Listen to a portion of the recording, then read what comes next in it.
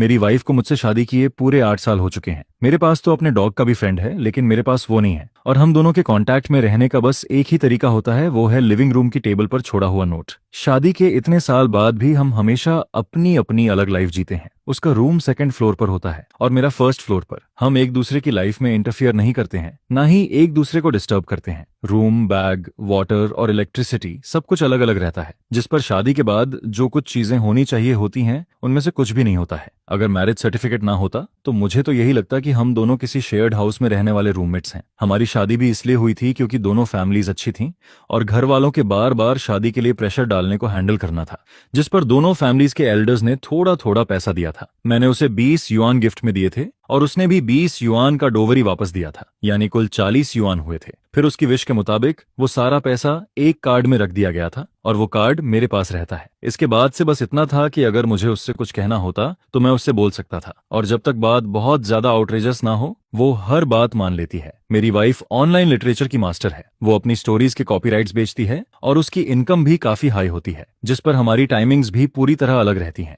मैं दिन में काम पर जाता हूं तब वो सोना शुरू करती है, और जब मैं रात को सोने जाता हूं तब वो उठकर काम करना शुरू करती है, जिस पर पिछले कई सालों में हमने एक दूसरे से 10 वर्ड्स से भी कम बात की है। लेकिन आज पहली बार मुझे उम्मीद नहीं थी कि वो खुद मेरे सामने नीचे आएगी। यू क्वाइटली आज बहुत अलग तरीके से तैयार होकर नीचे आती है।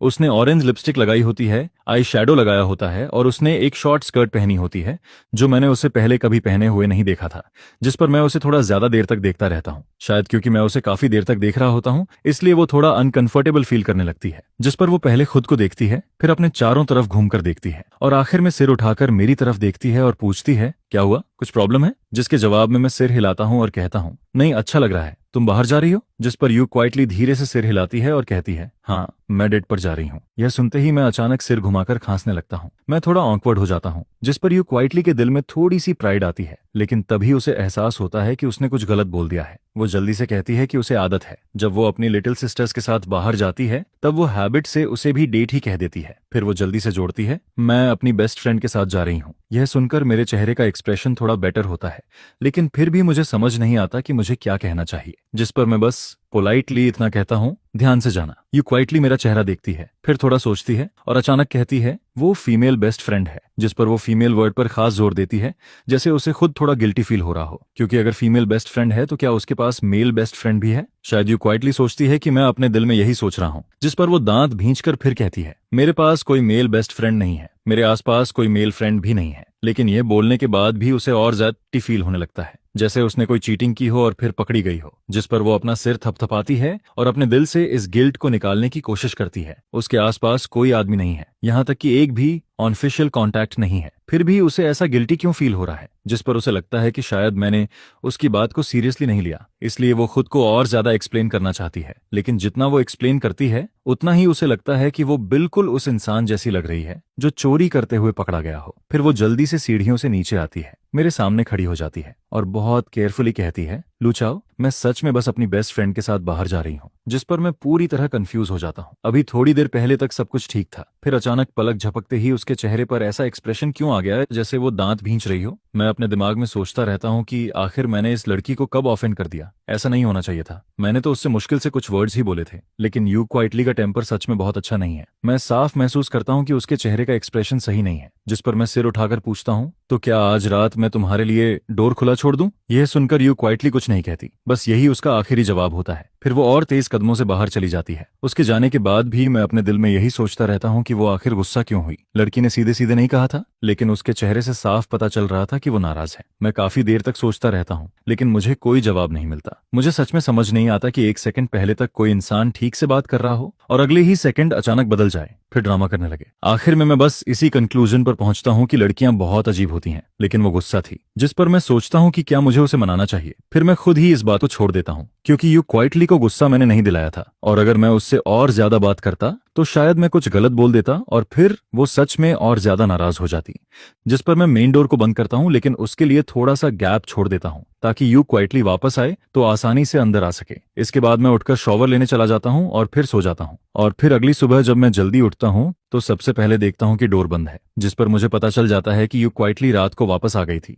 फिर मैं सीढ़ियों की तरफ चलता हूँ और आदत से ऊपर सेकंड फ्लोर की तरफ देखता हूँ। वहां हमेशा की तरह पूरी शांति होती है, जिसे देखकर मेरे दिल में फिर वही इल्यूजन आने लगता है जैसे यू क्वाइटली कभी नीचे आई ही नहीं थी और ना ही बाहर गई थी। कल रात बाहर जाने के बाद इस टाइम तक यू क्वाइटली को सोना चाहिए था। मैं उसे डिस्टर्ब करने ऊपर नहीं गया, बस एक बार उसकी तरफ देखा और फिर किचन में ब्रेकफास्ट बनाने चला गया। आज भी मैंने ब्रेकफास्ट में सिर्फ एक बाउल नूडल्स और एक एग बनाया। फिर मैं डाइनिंग टेबल पर बैठकर धीरे धीरे खाने लगता हूँ। अभी भी वही एक्सपीडिशन के बाद वाला दिन चल रहा था। मैं सोचता हूँ कि आखिर मेरी शादी हो चुकी है तो ब्रेकफास्ट बनाना कोई बड़ी बात नहीं है। एक इंसान के लिए बनाऊं या दो के लिए, कोई खास फर्क नहीं पड़ता, इसलिए मैं दोनों के लिए बना देता हूं। लेकिन जब मैं ब्रेकफास्ट बनाकर यू क्वाइटली को बुलाने सेकंड फ्लोर पर जाने वाला था, तब मैं उसके रूम के अंदर जा ही नहीं पाया। अंदर से दरवाजा बंद था। मैं बाहर खड़े होकर डोर नॉक करता हूं, लेकिन यू क्वाइटली पता नहीं सच में सो रही थी या फिर फेक कर रही थी। कुल मिलाकर वो उठती नहीं है, जिस पर आखिर में मैं खुद ही 2 बाउल नूडल्स खा लेता हूँ। और सच कहूं, उस दिन मैं बहुत बिजी था, लेकिन फिर भी मैं उसके रूम के अंदर नहीं जा पाया, जिस पर मुझे ऐसा फील होने लगता है जैसे मैं खुद को ही बेवकूफ बना रहा हूं। इसलिए मैं डिसाइड करता हूं कि जब तक यू क्वाइटली खुद मुझे ऊपर आने के लिए नहीं कहेगी,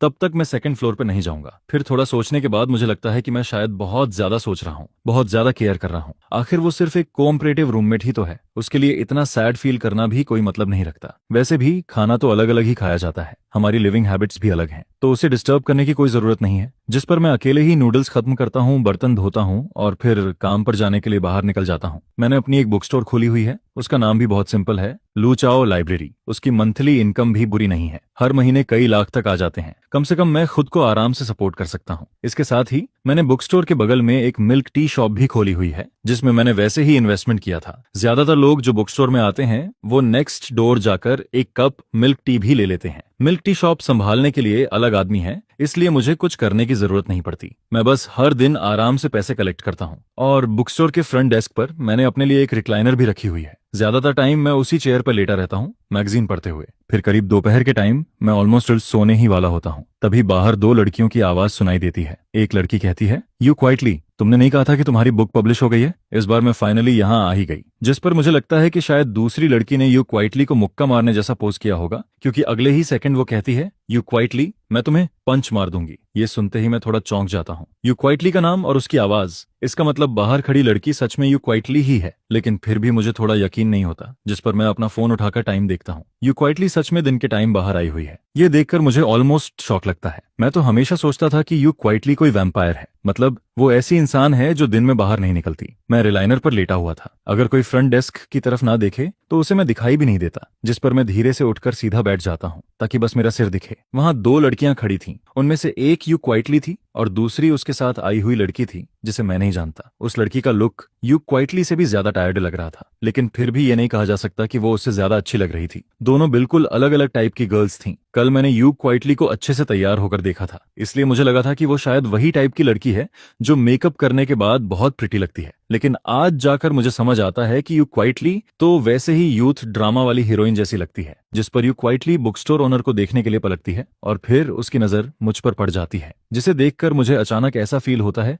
जैसे मैं चीटिंग करते हुए पकड़ा गया हूं। मैं उसे ऐसे क्यों देख रहा था? मेरी नजर उसे देखकर ऐसी लग रही थी जैसे मैं रात को उसे सीक्रेटली कॉल करता हूं, जिस पर यू क्वाइटली ऑलमोस्ट रिफ्लेक्स में अपने बगल वाली बेस्ट फ्रेंड की तरफ उंगली कर देती है। फिर उसके होंठ धीरे से हिलते हैं, जैसे वो कह रही हो, फीमेल फीमेल, जैसे वो मुझे फिर से बता रही हो कि ये लड़की ही उसकी फीमेल बेस्ट फ्रेंड है। लेकिन मैं सोचता हूँ, वो ये सब क्यों कह रही है? क्या वो मुझे किसी से मिलवाना चाहती है? लेकिन यू क्वाइटली इतनी जनरस नहीं हो सकती। अगर वो किसी लड़के के साथ बाहर जाती तो मुझे डेफिनेटली प्रॉब्लम होती, और मुझे पूरा यकीन है कि अगर मैं किसी और लड़की के साथ होता तो उसे भी प्रॉब्लम होती। और वैसे भी अगर मुझे किसी और लड़की को ढूंढना ही होता तो मैं पहले डिवोर्स ले सकता था, उसके बाद मैं कुछ भी करूं उससे किसी को फर्क नहीं पड़ता। इसके अलावा अगर यू क्वाइटली मुझे किसी से मिलवाना भी चाहती तो वो अपनी बेस्ट फ्रेंड से तो नहीं मिलवाती। तभी उसकी बेस्ट फ्रेंड उसे देखती है और कहती है, तुम ऐसे चुपचाप खड़ी होकर क्या कर रही हो? उसकी बेस्ट फ्रेंड नोटिस करती है कि यू क्वाइटली काफी देर से वहीं खड़ी है और हिल भी नहीं रही, जिस पर वो पीछे मुड़कर उसकी नजर फॉलो करती है और फिर वो देखती है कि यू क्वाइटली लगातार बुक स्टोर ओनर को देख रही है, जिस पर उसकी बेस्ट फ्रेंड थोड़ा कंफ्यूज्ड हो जाती है। वो सोचती है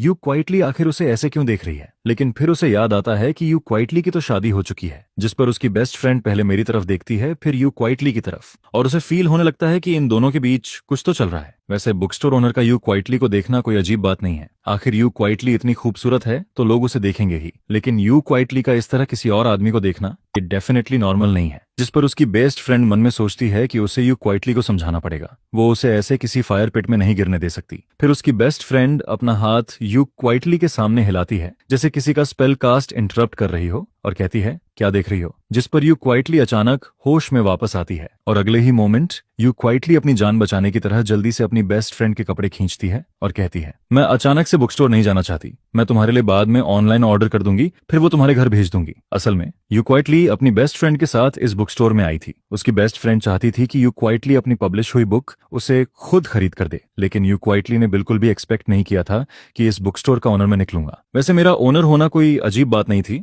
लेकिन पता नहीं क्यों इंस्टिंक्टिवली यू क्वाइटली अंदर नहीं जाना चाहती थी। अभी थोड़ी देर पहले वो अपनी बेस्ट फ्रेंड से जो बातें कर रही थी, पता नहीं मैंने सुना था या नहीं, लेकिन यू क्वाइटली हर चीज के लिए वर्स्ट सिचुएशन सोचती है, जिस पर वो क्वाइटली सोचती है कि शायद मुझे उसकी बुक लिखने वाली बात पता होनी चाहिए थी, लेकिन मुझे उसका सीक्रेट नहीं पता था और यू क्वाइटली चाहती भी नहीं थी कि मुझे पता चले। आखिर ये इतना बड़ा सीक्रेट था जो उसके पेरेंट्स तक को नहीं पता था। यू क्वाइटली को हमेशा लगता था कि सीक्रेट्स रखना बहुत शर्म वाली बात है, और जो बुक्स वो लिखती थी उन्हें लेकर तो उसे और भी ज्यादा शर्म आती थी, जिस पर वो तुरंत अपनी बेस्ट फ्रेंड को खींचकर वापस ले जाना चाहती है।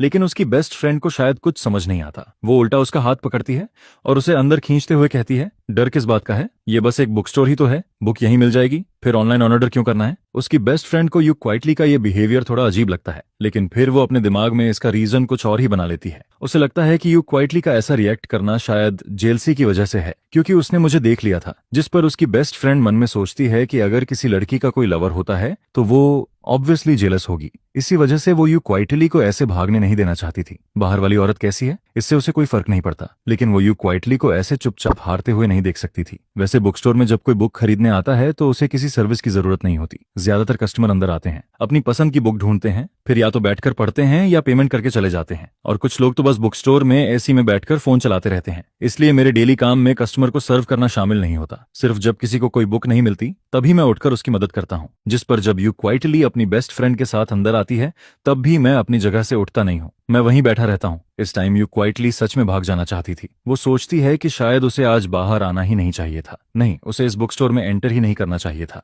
वो बिल्कुल वैसे फील कर रही थी जैसे कोई ब्यूटी प्रेसिडेंट वाली विलेन जिसे हीरोइन हर बार हरा देती है, लेकिन आखिर में वो अपनी बेस्ट फ्रेंड की जिद के आगे हार जाती है। थोड़ी देर बाद यू क्वाइटली 2 बुक्स हाथ में लेकर मेरे सामने पेमेंट करने आती है। असल में वो बुक्स उसकी बेस्ट फ्रेंड के लिए थीं, इसलिए ऑब्वियसली पेमेंट भी यू क्वाइटली ही करती। लेकिन जब यू क्वाइटली उन बुक्स को लेकर मेरे सामने आती है तब मेरा एक्सप्रेशन थोड़ा बदल जाता है। कोई बहुत बड़ी बात नहीं थी, लेकिन उन दोनों बुक्स को देखकर मुझे कुछ अजीब फील होता है। मैं इस बुक स्टोर का ओनर हूँ, यहाँ रखी हुई हर बुक मैंने खुद रखी है, इसलिए सिर्फ कवर देखकर ही मुझे अंदाजा हो जाता है कि वो कैसी बुक होगी, और जैसा मैंने सोचा था वैसा ही होता है। यू क्वाइटली बहुत शर्माते हुए वो बुक्स मुझे देती है, जिस पर मैं कैजुअली उसकी तरफ देखता हूँ, फिर उन बुक्स के टाइटल पर नजर डालता हूँ। एक का नाम होता है domineering president's contempt for the cooperative wife और दूसरी का नाम होता है माय जेंटल हग जून। ये देखकर मैं अपने दिल में क्वाइटली हंस देता हूँ। मुझे अचानक लगता है कि यू क्वाइटली सच में बहुत इंटरेस्टिंग लड़की है। ये वही यू क्वाइटली है जो हमेशा बहुत सीरियस और डीप दिखती है, लेकिन वो सीक्रेटली ऐसी बुक्स लिखती है। अब मुझे समझ आता है कि वो अपनी बुक्स के बारे में किसी को क्यों नहीं बताना चाहती थी, क्योंकि उनके टाइटल्स सच में थोड़े एम्बैरेसिंग थे।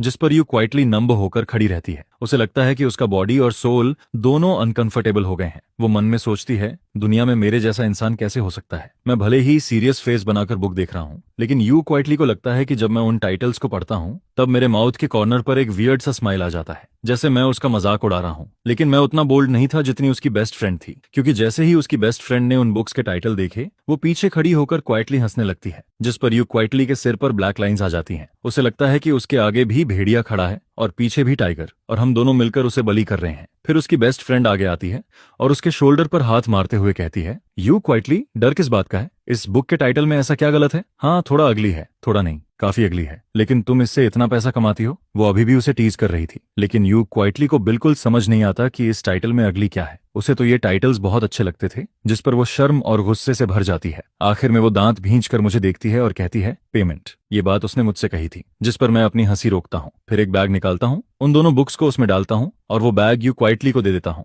फिर मैं धीरे से कहता हूँ, पैसे नहीं चाहिए। अभी जो मैंने हंसी उड़ाई उसे अपोलॉजी समझ लो। वैसे भी ये सिर्फ 2 बुक्स थीं, दोनों मिलाकर कुछ ही डॉलर्स की होंगी, और वैसे भी यू क्वाइटली और मैं हस्बैंड वाइफ हैं, इतने से पैसे की क्या बात करनी। लेकिन यू क्वाइटली मुझे घूर कर देखने लगती है, क्योंकि मैं अभी भी उसके प्रेसिडेंट वाली बुक के बारे में सोच रहा था। असल में उस बुक में बुरा क्या था? हाँ, थोड़ा पुराना टाइप का टाइटल था, लेकिन फिर भी बुरा नहीं था, जिस पर यू क्वाइटली और ज्यादा गुस्सा हो जाती है। उसे याद आता है कि अभी थोड़ी देर पहले मैं उसे फ्री में बुक देने की बात कर रहा था और उसने मना भी नहीं किया था। फिर अब क्यों? क्या वो मेरा सारा पैसा खर्च करके मुझे बैंकरप्ट कर देगी? लेकिन ऐसा सोचने की वजह सिर्फ ये थी क्योंकि मैंने उसकी हंसी उड़ा दी थी। यू क्वाइटली जैसे ही बैग लेने के लिए हाथ बढ़ाती है, तभी उसकी बेस्ट फ्रेंड अचानक बहुत अलर्ट हो जाती है, जिस पर वो तुरंत हाथ बढ़ाकर बैग पकड़ लेती है और यू क्वाइटली को अपने पीछे करते हुए कहती है, रुको। शाओशा और मैं दोनों एक साथ उसकी बेस्ट फ्रेंड की तरफ देखते हैं। मुझे थोड़ा कंफ्यूजन होता है। तभी उसकी बेस्ट फ्रेंड बोलती है, नहीं, फ्री में देने की जरूरत नहीं है, जितने पैसे बनते हैं वो उतने ही लेंगे। ऐसा कौन सा रीजन है कि बॉस को लॉस करना पड़े? जिस पर यू शाओशाओ धीरे से अपनी बेस्ट फ्रेंड की स्लीव खींचती है, लेकिन उसकी बेस्ट फ्रेंड सीधा पूछती है, कितने पैसे हुए? मैं पे करती हूँ। उसकी बेस्ट फ्रेंड को पता नहीं क्यों, लेकिन बहुत अनईजी फील हो रहा था। उसे हमेशा लगता था कि यू शाओशाओ के इरादे कुछ ठीक नहीं है, लेकिन अब उसे लग रहा था कि सामने खड़ा ये थिक आईब्रोज और बड़ी बड़ी आंखों वाला आदमी भी कोई सीधा इंसान नहीं है। यू शाओशाओ को लगता है कि 2 बुक्स की कोई खास कीमत नहीं है, लेकिन उसकी बेस्ट फ्रेंड ऐसा नहीं सोचती। आज अगर you Shaoshao book store owner से फ्री में बुक्स ले लेती है, तो कल उसे मिल्क टी पिलानी पड़ेगी। फिर उसके अगले दिन बुक स्टोर ओनर उसे खाने पर बुलाएगा। फिर उसके बाद शायद यू शाओशाओ उसे बारबेक्यू खिलाएगी, जिस पर ऐसे ही धीरे धीरे दोनों के बीच रिलेशन बढ़ने लगेगा। नॉर्मली ये कोई बड़ी बात नहीं होती, लेकिन यू शाओशाओ शादीशुदा है। उसकी बेस्ट फ्रेंड ने उसके हस्बैंड को कभी नहीं देखा, लेकिन हस्बैंड तो है ही। और किसी भी लड़की के लिए किसी आदमी को रिजेक्ट करने का पहला स्टेप यही होता है कि उसकी किसी भी तरह की काइंडनेस एक्सेप्ट मत करो। हर चीज एक्सेप्ट नहीं करनी चाहिए, चाहे वो कोई छोटी चीज ही क्यों ना हो। जैसे ये बुक्स बहुत एक्सपेंसिव नहीं है, लेकिन फिर भी किसी और से क्यों लेनी चाहिए? यू शाओशाओ खुद भी कोई बहुत रिच नहीं है, लेकिन उसकी बेस्ट फ्रेंड को समझ नहीं आता कि उसके दिमाग में क्या चल रहा है। उसके हिसाब से किसी आदमी को दूर रखना है तो छोटी छोटी चीजों का लालच भी नहीं करना चाहिए, जिस पर वो बहुत जल्दी से बैग में हाथ डालती है, एक रेड नोट निकालती है और उसे टेबल पर पटकते हुए कहती है, बाकी वापस नहीं चाहिए। फिर वो जल्दी से बुक्स उठाती है, यू शाओशाओ का हाथ पकड़ती है और उसे बाहर की तरफ खींच ले जाती है। सब कुछ इतना जल्दी होता है कि यू शाओशाओ को मुझे ये तक कहने का मौका नहीं मिलता कि बाकी पैसे उसे दे देना, जिस पर बाहर जाते हुए वो बस एक बार पीछे मुड़कर मुझे थोड़ा हेल्पलेस लुक देती है। मैं थोड़ी देर के लिए अपना चेहरा छूता हूँ और सोचता हूँ कि आखिर मैंने किया क्या है। क्या मैं उसकी बेस्ट फ्रेंड के बहुत करीब चला गया था? लेकिन मैंने तो उससे मुश्किल से कुछ वर्ड्स ही बोले थे। फिर भी मैं आखिर में वही सोचता हूँ कि लड़कियों का टेम्पर सच में बहुत अजीब होता है। मैंने कुछ कहा भी नहीं, लेकिन यू शाओशाओ फिर से गुस्सा हो गई, जिस पर मैं वापस अपनी चेयर पर जाकर बैठ जाता हूँ। लेकिन यू शाओशाओ और उसकी बेस्ट फ्रेंड अभी ज्यादा दूर नहीं गई थी, इसलिए थोड़ी देर बाद मुझे फिर से दोनों की आवाज सुनाई देती है, और ऑब्वियसली सबसे ज्यादा उसकी बेस्ट फ्रेंड ही बोल रही थी। वो यू शाओशाओ को डांट रही थी। वो कहती है, यू शाओशाओ, तुम्हारी शादी हो चुकी है, थोड़ा कंट्रोल में रह सकती हो क्या? यू शाओशाओ उसकी बात सुनकर थोड़ा कंफ्यूज्ड हो जाती है। उसकी बेस्ट फ्रेंड के वर्ड्स थोड़े रफ थे। उसे समझ नहीं आता कि शादी का इसमें क्या लेना देना है और कंट्रोल में रहने का मतलब क्या होता है। कंट्रोल तो तब किया जाता है जब किसी के अंदर कोई फीलिंग हो, लेकिन यू शाओशाओ को कौन सी फीलिंग कंट्रोल करनी है? जिस पर वो थोड़ी देर सोचती है। फिर भी उसे कुछ समझ नहीं आता। आखिर में वो अपने हिसाब से एक आंसर निकालती है। फिर वो धीरे से अपनी बेस्ट फ्रेंड से पूछती है, क्या तुम्हें लगता है कि मैं अभी उस बॉस के साथ थोड़ा ज्यादा रूड थी, इसलिए तुम कह रही हो कि मुझे कंट्रोल में रहना चाहिए? उसकी बेस्ट फ्रेंड ये सुनकर और भी कंफ्यूज्ड हो जाती है। क्या यू शाओशाओ को लगता है कि वो अभी बस रूड थी? असल में उसकी बेस्ट फ्रेंड को तो साफ साफ लग रहा था कि यू शाओशाओ को वो बुक स्टोर ओनर पसंद है, क्योंकि ज्यादातर लड़कियां सिर्फ उसी इंसान के सामने ऐसे बिहेव करती हैं जिसे वो पसंद करती हैं। लेकिन उसकी बेस्ट फ्रेंड डिसाइड करती है कि वो अभी बुक स्टोर ओनर वाली बात को आगे नहीं बढ़ाएगी, जिस पर वो टॉपिक बदल देती है और सीधे यू शाओशाओ के हस्बैंड की बात छेड़ देती है। वो अपना हाथ यू शाओशाओ के शोल्डर पर रखती है और बहुत धीरे से कहती है, वैसे तुम मुझे अपने हस्बैंड से कब मिलवाओगी? यू शाओशाओ जैसे ही उसकी बेस्ट फ्रेंड का हाथ अपने शोल्डर पर फील करती है, वो तुरंत उसे हटा देती है। फिर उसे थोड़ा डिसलाइक करते हुए कहती है, तुम इतनी दूर से यहाँ आई हो और मुझे मिलने नहीं, मेरे हस्बैंड को देखने आई हो, है ना? जिस पर उसकी बेस्ट फ्रेंड तुरंत बोलती है, ऐसा मत बोलो, मेरा ऑलरेडी फियांसेस है, मैं तुम्हारे हस्बैंड को देखकर क्या करूंगी? फिर वो हंसते हुए कहती है, मैं तो बस ये बोल रही हूँ कि मैं इतनी दूर से आई हूं तो क्या तुम दोनों मुझे खाना भी नहीं खिलाओगे? ऐसा मत बोलना कि तुम मुझे एक मील तक नहीं खिला सकती। यह सुनते ही काफी देर से चुप यू श्याओ श्याओ का दिमाग थोड़ा ब्लैंक हो जाता है। उसे फील होता है कि उसका चेहरा थोड़ा गर्म हो रहा है, क्योंकि अब उसे समझ नहीं आता कि वो आगे क्या जवाब दे। अगर वो मुझे साथ चलने के लिए बोलेगी और अपनी बेस्ट फ्रेंड के साथ खाने पर बुलाएगी तो शायद मैं मान जाऊंगा। ऑफ कोर्स उसकी बेस्ट फ्रेंड की वजह से नहीं, सिर्फ यू श्याओ श्याओ की वजह से। आखिर अगर सामने वाला खुद इनवाइट करे और मैं ना जाऊं तो क्या यू श्याओ श्याओ की इंसल्ट नहीं होगी? वैसे भी मैं अभी फ्री ही हूं, लेकिन फिर भी मैं थोड़ा नर्वस फील करता हूं, क्योंकि ये पहली बार होगा जब मैं किसी लड़की के साथ खाना खाने जाऊंगा और उस लड़की में यू क्वाइटली भी शामिल है। जिस पर मैं अपने दिमाग में सोचने लगता हूं कि अगर हम साथ में खाने गए तो क्या मुझे यू श्याओ श्याओ की प्लेट में डिशेस डालनी चाहिए? बुक स्टोर से थोड़ा दूर आने के बाद भी उसकी बेस्ट फ्रेंड को लगता है कि यू क्वाइटली अभी भी नॉर्मल नहीं हुई है। यू क्वाइटली के हाथ में मिल्क टी थी, लेकिन उसने उसे हार्डली पिया था। वो बस एक सिप लेती है, फिर उसे हाथ में पकड़े रहती है। स्ट्रॉ पर उसकी लिपस्टिक का निशान रह जाता है। ऑफ कोर्स यू क्वाइटली सच में बेहोश नहीं हुई थी। वो सिर्फ अपने दिमाग में बार बार यही सोच रही थी कि घर वापस जाने के बाद वो मेरा सामना कैसे करेगी। अभी जो मैंने उसे देखा था वो उसे बार बार याद आ रहा था। उसे फील होता है जैसे मेरी नजर ने उसे पूरी तरह पकड़ लिया हो, जिस पर वो मन में बार बार सोचती है, damn domineering president, damn evil concubine, मुझे ऐसी बुक्स लिखनी ही नहीं चाहिए थी। उस ट्री शॉप। यू चुपचाप अपने मन में सोचता है, जिस पर वो अंदर ही अंदर थोड़ा सल्क भी करता है और फिर अचानक से अपना हाथ उठाकर मिल्क टी की एक सिप लेता है। जिस पर उसकी गर्लफ्रेंड देखती है कि यू क्वाइटली कुछ बोल ही नहीं रहा है, तो वो अपना हाथ उठाकर यू जिंग के सिर पर हल्का सा नॉक कर देती है और कहती है, क्या सोच रहे हो यू क्वाइटली, मैं तुम्हें बता रही हूँ, उसके बारे में मत सोचो। जिस पर यू क्वाइटली अपना सिर पकड़ लेता है, अपना चेहरा नीचे छुपाता है और फिर कहता है, अगली बार मारना हो तो थोड़ा धीरे मारना। यह सुनकर उसकी गर्लफ्रेंड अचानक से यू क्वाइटली की तरफ देखती है, जिस पर यू क्वाइटली एक हाथ से उसकी फेस को थोड़ा दूर पुश कर देता है और कहता है, ये क्या कर रही हो? मैं एक हैजर्डरी फादर हूँ, मेरे इतना क्लोज मत आओ, जाओ अपने फियांसे को ढूंढो। जिस पर अचानक उसकी गर्लफ्रेंड को जैसे कुछ याद आता है। वो तुरंत सीधी होकर खड़ी हो जाती है, अपने हाथ फोल्ड करती है, यू क्वाइटली को देखती है और फिर साई करते हुए कहती है, यू क्वाइटली, तुम्हें सच में उस ट्री शॉप ओनर को याद रखना चाहिए। कहीं ऐसा ना हो कि तुम उससे मिलो और फिर उसी से प्यार कर बैठो। जिस पर यू क्वाइटली तुरंत कहता है, नहीं। और फिर वो आगे कहता है, मुझे याद है कि तुम सी किंग टाइप नहीं हो, लेकिन तुम जितना बोलती जा रही हो उतना ही ज्यादा आउटरेजियस होती जा रही हो। यू क्वाइटली उसे इग्नोर करना चाहता है, जिस पर वो अपना पूरा ध्यान फिर से मिल्क टी पर लगा देता है, लेकिन उसकी गर्लफ्रेंड अभी भी एनालिसिस करती रहती है और कहती है, नहीं, कुछ तो गड़बड़ है, तुम यहाँ रहते हो, शायद तुम पहले से ही। जिस पर वो अचानक रुक जाती है और फिर कहती है, नहीं, उसने हमसे मिलते ही ऐसा क्यों कहा? ठीक है, तुम यू क्वाइटली हो, लेकिन क्या तुम अपने हस्बैंड के लायक हो? जिसके जवाब में यू क्वाइटली उसे बहुत हेल्पलेस एक्सप्रेशन से देखता है और कहता है, अगर मैं तुम्हें ये बताऊं कि जो इंसान अभी मेरे साथ एक्ट नहीं कर रहा था वही मेरा हस्बैंड है, तो? यह सुनकर उसकी गर्लफ्रेंड कुछ देर के लिए पूरी तरह स्टंट रह जाती है। फिर थोड़ी देर बाद जैसे उसे बात समझ आती है और वो अपनी आंखें बड़ी करके उसे देखती है, जिस पर वो तुरंत कहती है, इम्पॉसिबल, ये बिल्कुल फेक लग रहा है। कल डिनर पर तुमने एक स्ट्रॉ बांध कर मेरे सामने उठा दिया और कहा कि वो तुम्हारा हस्बैंड है। असल में अपनी शादी के बारे में यू क्वाइटली के पास छुपाने जैसा कुछ नहीं था। उसने पहले अपनी गर्लफ्रेंड को नहीं बताया था, लेकिन वो जानबूझकर नहीं छुपा रहा था। बस उसकी गर्लफ्रेंड के पास उसकी कोई फोटो नहीं थी। हालांकि शादी होना नॉर्मल बात है, लेकिन यू क्वाइटली कभी किसी को अपनी मैरिड लाइफ की फोटो दिखाना नहीं चाहता था। और फिर बात कल के डिनर पर आ जाती है, जिस पर यू क्वाइटली तुरंत कहता है, कल का डिनर तुम ही पे करोगी? तुम अभी भी मुझे डांट रही हो और कह रही हो कि मैं सीक्रेटली तुमसे कांटेक्ट करता हूं। जिस पर उसकी गर्लफ्रेंड कहती है, ठीक है, अगर खर्च नहीं करना तो मत करो, वो बहुत गरीब है, ओके? तुम दोनों ऑनेस्टली कभी मिले जुले भी नहीं हो। यह कहकर उसकी गर्लफ्रेंड फिर से आंखें रोल करती है और कैजुअली पूछती है, अच्छा छोड़ो, ये बताओ तुम अपने हस्बैंड को कब डिवोर्स देने वाली हो? ये सुनते ही यू क्वाइटली ऐसे रिएक्ट करता है जैसे किसी ने उसकी टेल पर पैर रख दिया हो। वो तुरंत घबराकर कहता है, किसने कहा कि मैं डिवोर्स लेने वाला हूं? जिस पर उसकी गर्लफ्रेंड को यू जिंग का रिएक्शन थोड़ा फनी लगता है। वो लगभग समझ चुकी होती है कि यू क्वाइटली क्या सोच रहा है, लेकिन अभी वो बस उसे टीज करना चाहती है। जिस पर उसकी बेस्ट फ्रेंड फिर से कहती है, अरे अभी तुम खुद नहीं कह रही थी कि तुम्हें वो पसंद नहीं है? जिस पर यू क्वाइटली कुछ देर चुप रहता है और फिर धीरे से कहता है, हालांकि मुझे लू चाओ पसंद नहीं है, लेकिन मैं उससे नफरत भी नहीं करता। हम इतने सालों से साथ हैं। सच कहूं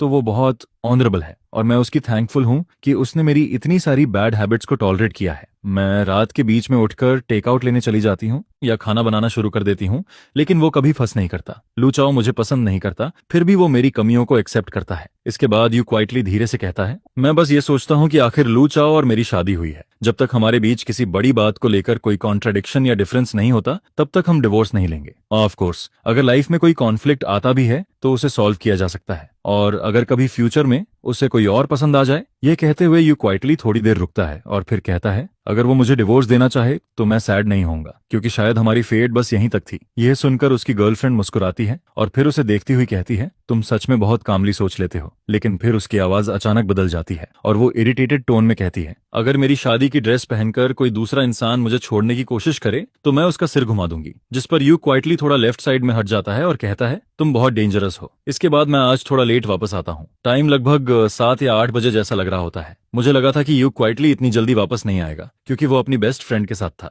लेकिन जब मैं वापस आता हूँ तब तक ऑफिशियली डिनर का टाइम हो चुका होता है। फिर भी मैं थोड़ा सरप्राइज्ड होता हूँ क्योंकि यू क्वाइटली अपने घोस्टली सीक्रेट के साथ खाना नहीं खा रहा होता है। जिस पर यू क्वाइटली दरवाजा खुलने और बंद होने की आवाज सेट सुनता है। वो सबकॉन्शियसली ऊपर देखता है, फिर मेरी तरफ आता है और मुझे हेलो बोलता है, गुड मॉर्निंग। यह बोलते ही उसे एहसास होता है कि उसने गलत बोल दिया, जिस पर वो थोड़ा ऑकवर्ड हो जाता है क्योंकि इस टाइम पर गुड मॉर्निंग कहना क्लियरली सही नहीं था। यू क्वाइटली जैसे कुछ कहना चाहता है लेकिन उसे थोड़ा ऑकवर्ड फील होता है, जिस पर वो फिर से अपना सिर नीचे कर लेता है। फिर जैसे उसे अचानक कुछ याद आता है, वो फिर से ऊपर देखता है और मुझसे पूछता है, क्या तुम खाना खाओगे? यह सुनकर मुझे सब कुछ बहुत स्ट्रेंज लगने लगता है। यू क्वाइटली मुझे डिनर के लिए इन्वाइट कर रहा है और इस टाइम पर मैं जवाब देने की हिम्मत नहीं करता क्योंकि जब दुनिया इतनी अबनॉर्मल लगे तो जरूर कुछ ना कुछ गड़बड़ होती है। मुझे अभी भी याद है कि आज दोपहर यू क्वाइटली ने मुझे एक अजीब नजर से देखा था, जिस पर मैं सोचने लगता हूँ, क्या उस लुक का मतलब ये था कि जब मैं घर वापस आऊंगा तब वो मेरा हिसाब करेगा? मैं दोपहर की बात याद करता हूँ जब मैं उसकी गर्लफ्रेंड के साथ अंदर गया था। फिर मैं ध्यान से सोचता हूँ और रियलाइज करता हूँ कि मैंने उसकी गर्लफ्रेंड से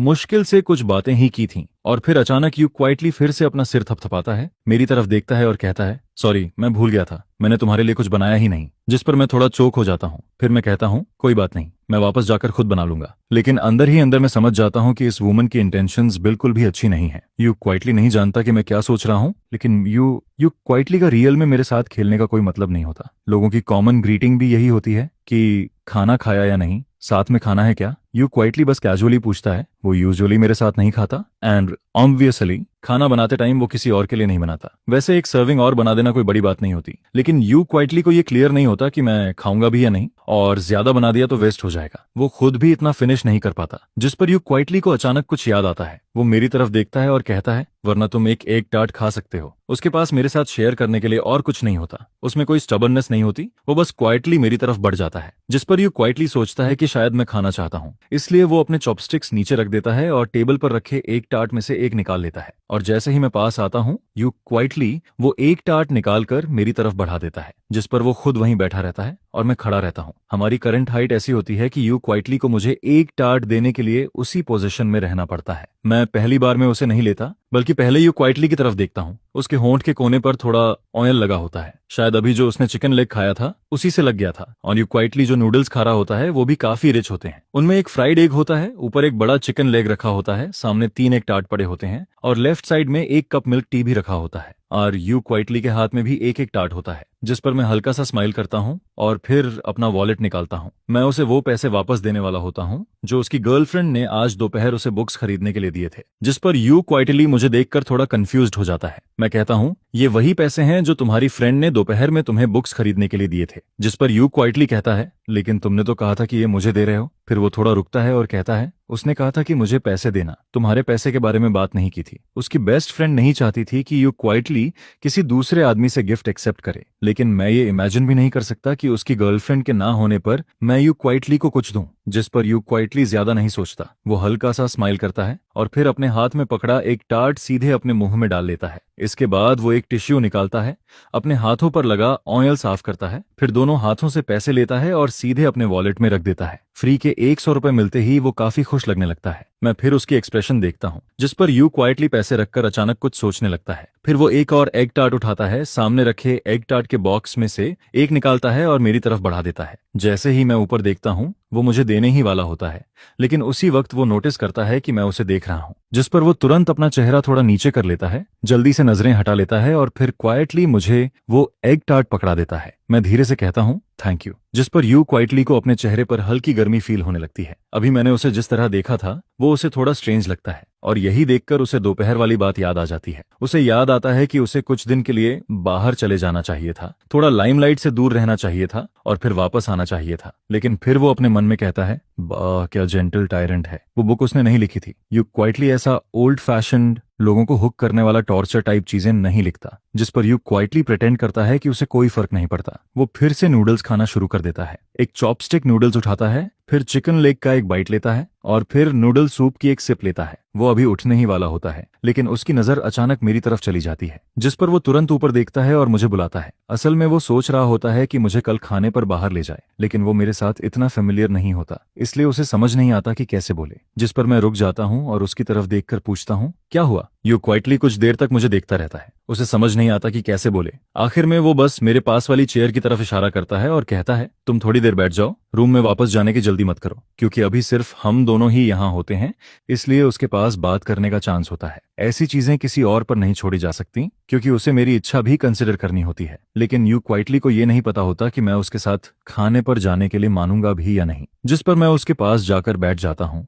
लेकिन फिर भी यू क्वाइटली कुछ नहीं बोलता। मैं उसकी तरफ देखता हूँ और वो चिकन लेग का एक बाइट लेता है। फिर थोड़ी देर बाद वो ऊपर देखकर कहता है, तुम 1 मिनट वेट करो, मैं पहले थोड़ा सोच लूं। उसे पहले से इमेजिन करना होता है कि उसकी मॉम क्या कहेगी, तभी वो मुझे साथ ले जा पाएगा। जिस पर मैं उसकी तरफ एक फोर्स्ड स्माइल देता हूँ और कहता हूँ, कोई जल्दी नहीं है। असल में मैं बस पोलाइटली बोल रहा होता हूँ, लेकिन कौन जानता था कि यू क्वाइटली सच में जल्दी नहीं करेगा। वो एक बाइट नूडल्स का खाता है, फिर चिकन लेग खाता है, फिर मिल्क टी पीता है। जब वो खाता है तो उसका लुक बिल्कुल वैसा लगता है जैसे मैंने पहले जो छोटा ग्रे रैट पाला था। जिस पर मैं सोचने लगता हूँ, यू क्वाइटली का मतलब क्या है? क्या वो मुझे बस यहाँ बैठाकर खुद को खाते हुए दिखाना चाहता है? क्या वो जानबूझकर मुझे परेशान कर रहा है? मैं वैसे भी यहाँ बैठकर काफी ऑकवर्ड फील कर रहा होता हूँ। मुझे समझ नहीं आता कि क्या करूं। और तभी जब यू क्वाइटली फाइनली कुछ बोलने वाला होता है, मैं उससे पहले बोल देता हूँ, बाय द वे, तुम आज इतनी जल्दी वापस क्यों आ गए? क्या तुम्हें अपने फ्रेंड्स के साथ नहीं जाना था? वो पिछले कुछ दिनों से यहीं रह रहा होता है। अगर उसे जाना भी हो तो वो कल दिन में कभी भी जा सकता है। वो थोड़ा स्लीपी लग रहा होता है, हालांकि अभी भी ज्यादा देर नहीं हुई होती,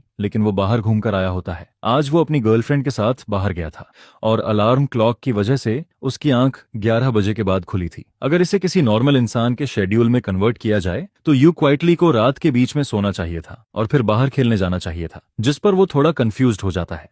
मैं बस सिर हिलाता हूँ, कुछ नहीं बोलता, और फिर मैं मन में सोचने लगता हूँ, यू क्वाइटली की बेस्ट फ्रेंड भी मुझे साथ खींचना चाहती थी।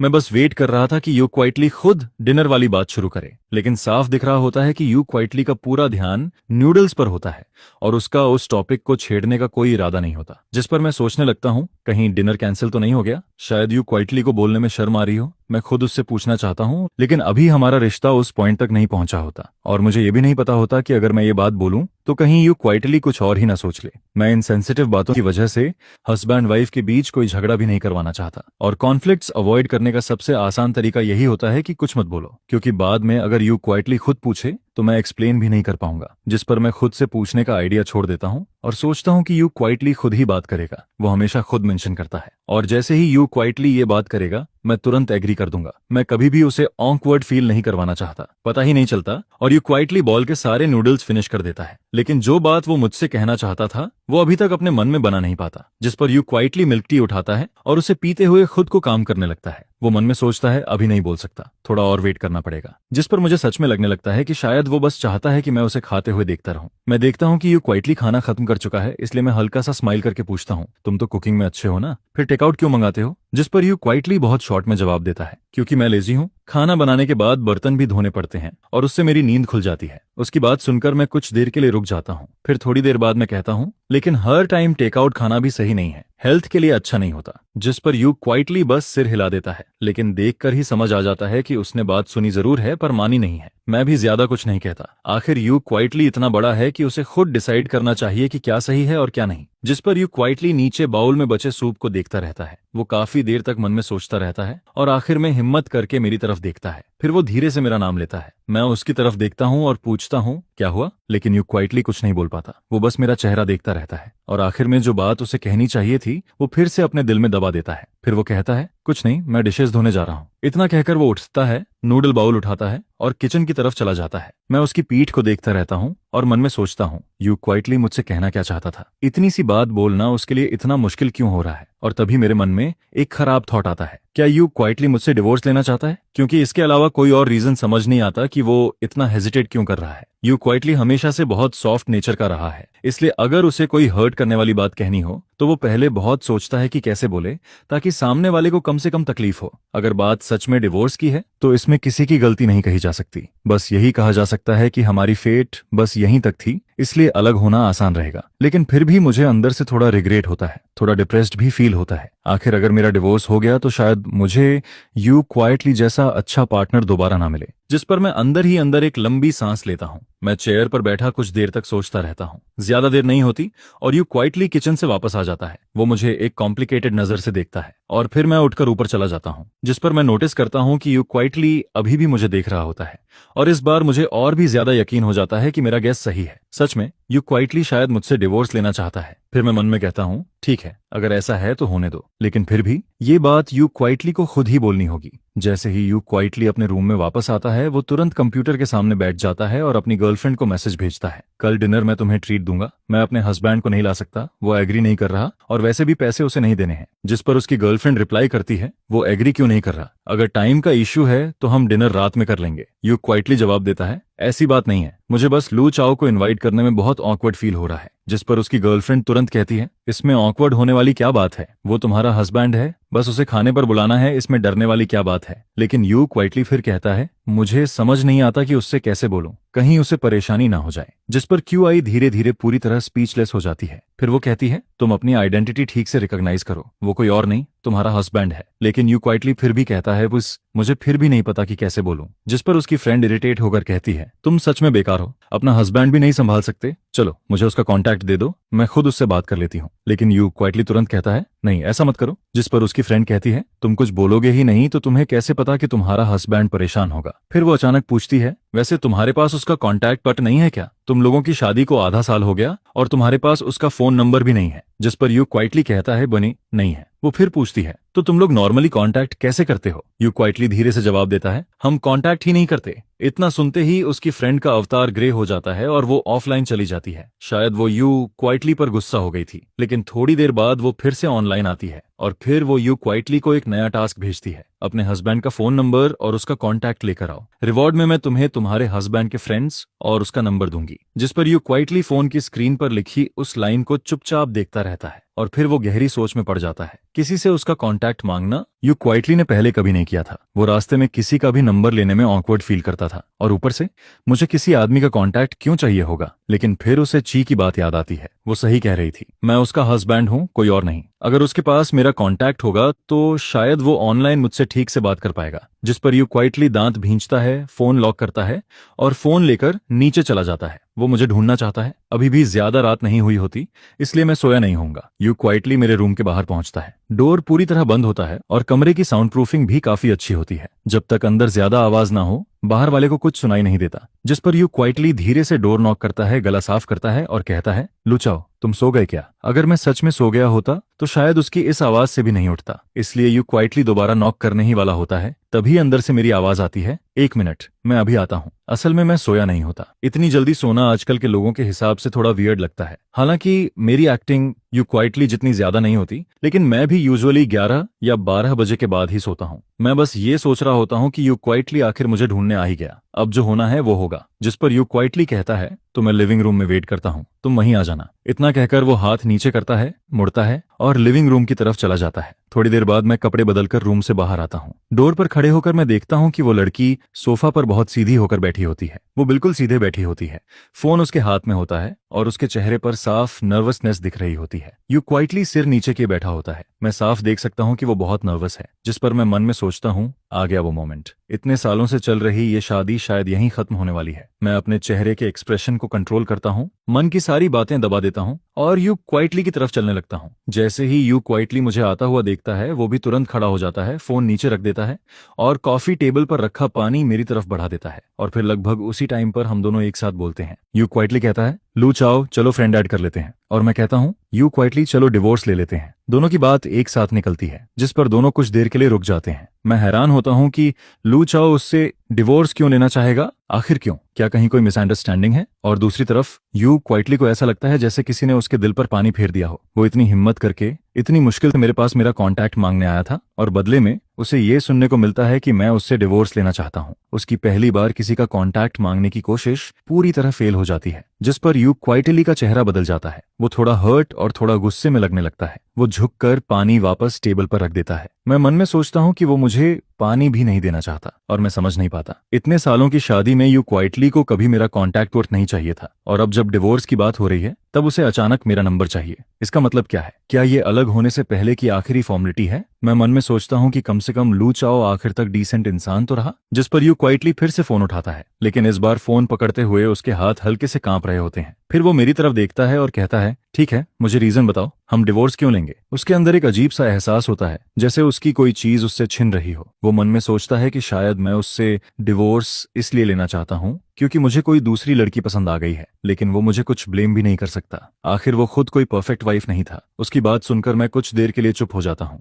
यू क्वाइटली मुझसे डिवोर्स का रीजन मांग रहा होता है, लेकिन डिवोर्स की बात तो वही चाहता था ना? क्या उसे वैसे नहीं करना चाहिए था जैसे पुराने टाइम के लोग करते थे, चुपचाप मुड़कर चले जाना और खुद ही डिवोर्स की बात करना? लेकिन अब वो मुझसे कह रहा होता है कि मैं डिवोर्स चाहता हूँ, अगर जाना है तो चले जाओ, मैं मना नहीं करूंगा। लेकिन ये बात मेरे सिर पर क्यों डाल रहे हो? इस टाइम यू क्वाइटली का रिएक्शन मेरे लिए अनएक्सपेक्टेड होता है, जिस पर मैं ज्यादा सोचने लगता हूँ। लेकिन फिर मुझे लगता है डिवोर्स के अलावा और क्या रीजन हो सकता है, और वो मुझसे कुछ और बात करने में इतना हेजिटेट भी क्यों करेगा? अगर बात पैसे की होती तो यू क्वाइटली जैसे नॉवेल पब्लिश करने वाले ऑथर के पास पैसों की कमी तो नहीं होती। फिर अचानक यू क्वाइटली धीरे से कहता है, मैंने कभी नहीं सोचा कि मैं तुमसे डिवोर्स लूंगा। अपने बारे में इतना मत सोचो और ब्लेम मेरे ऊपर मत डालो। उसकी बात सुनकर मुझे लगता है जैसे दुनिया खत्म होने वाली है। मुझे तो लगने लगता है कि थोड़ी देर में शायद मुझे उसके सामने घुटनों पर बैठकर माफी मांगनी पड़ेगी। मैं अंदर ही अंदर हल्का सा हंसता हूँ, लेकिन फिर भी मुझे लगता है कि कुछ गड़बड़ है। दूसरी तरफ यू क्वाइटली के अंदर अभी भी गुस्सा भरा होता है, जिस पर वो फिर पूछता है, तुमसे किसने कहा कि मैं डिवोर्स लेना चाहता हूँ? कौन ऐसी बेकार बातें कर रहा है?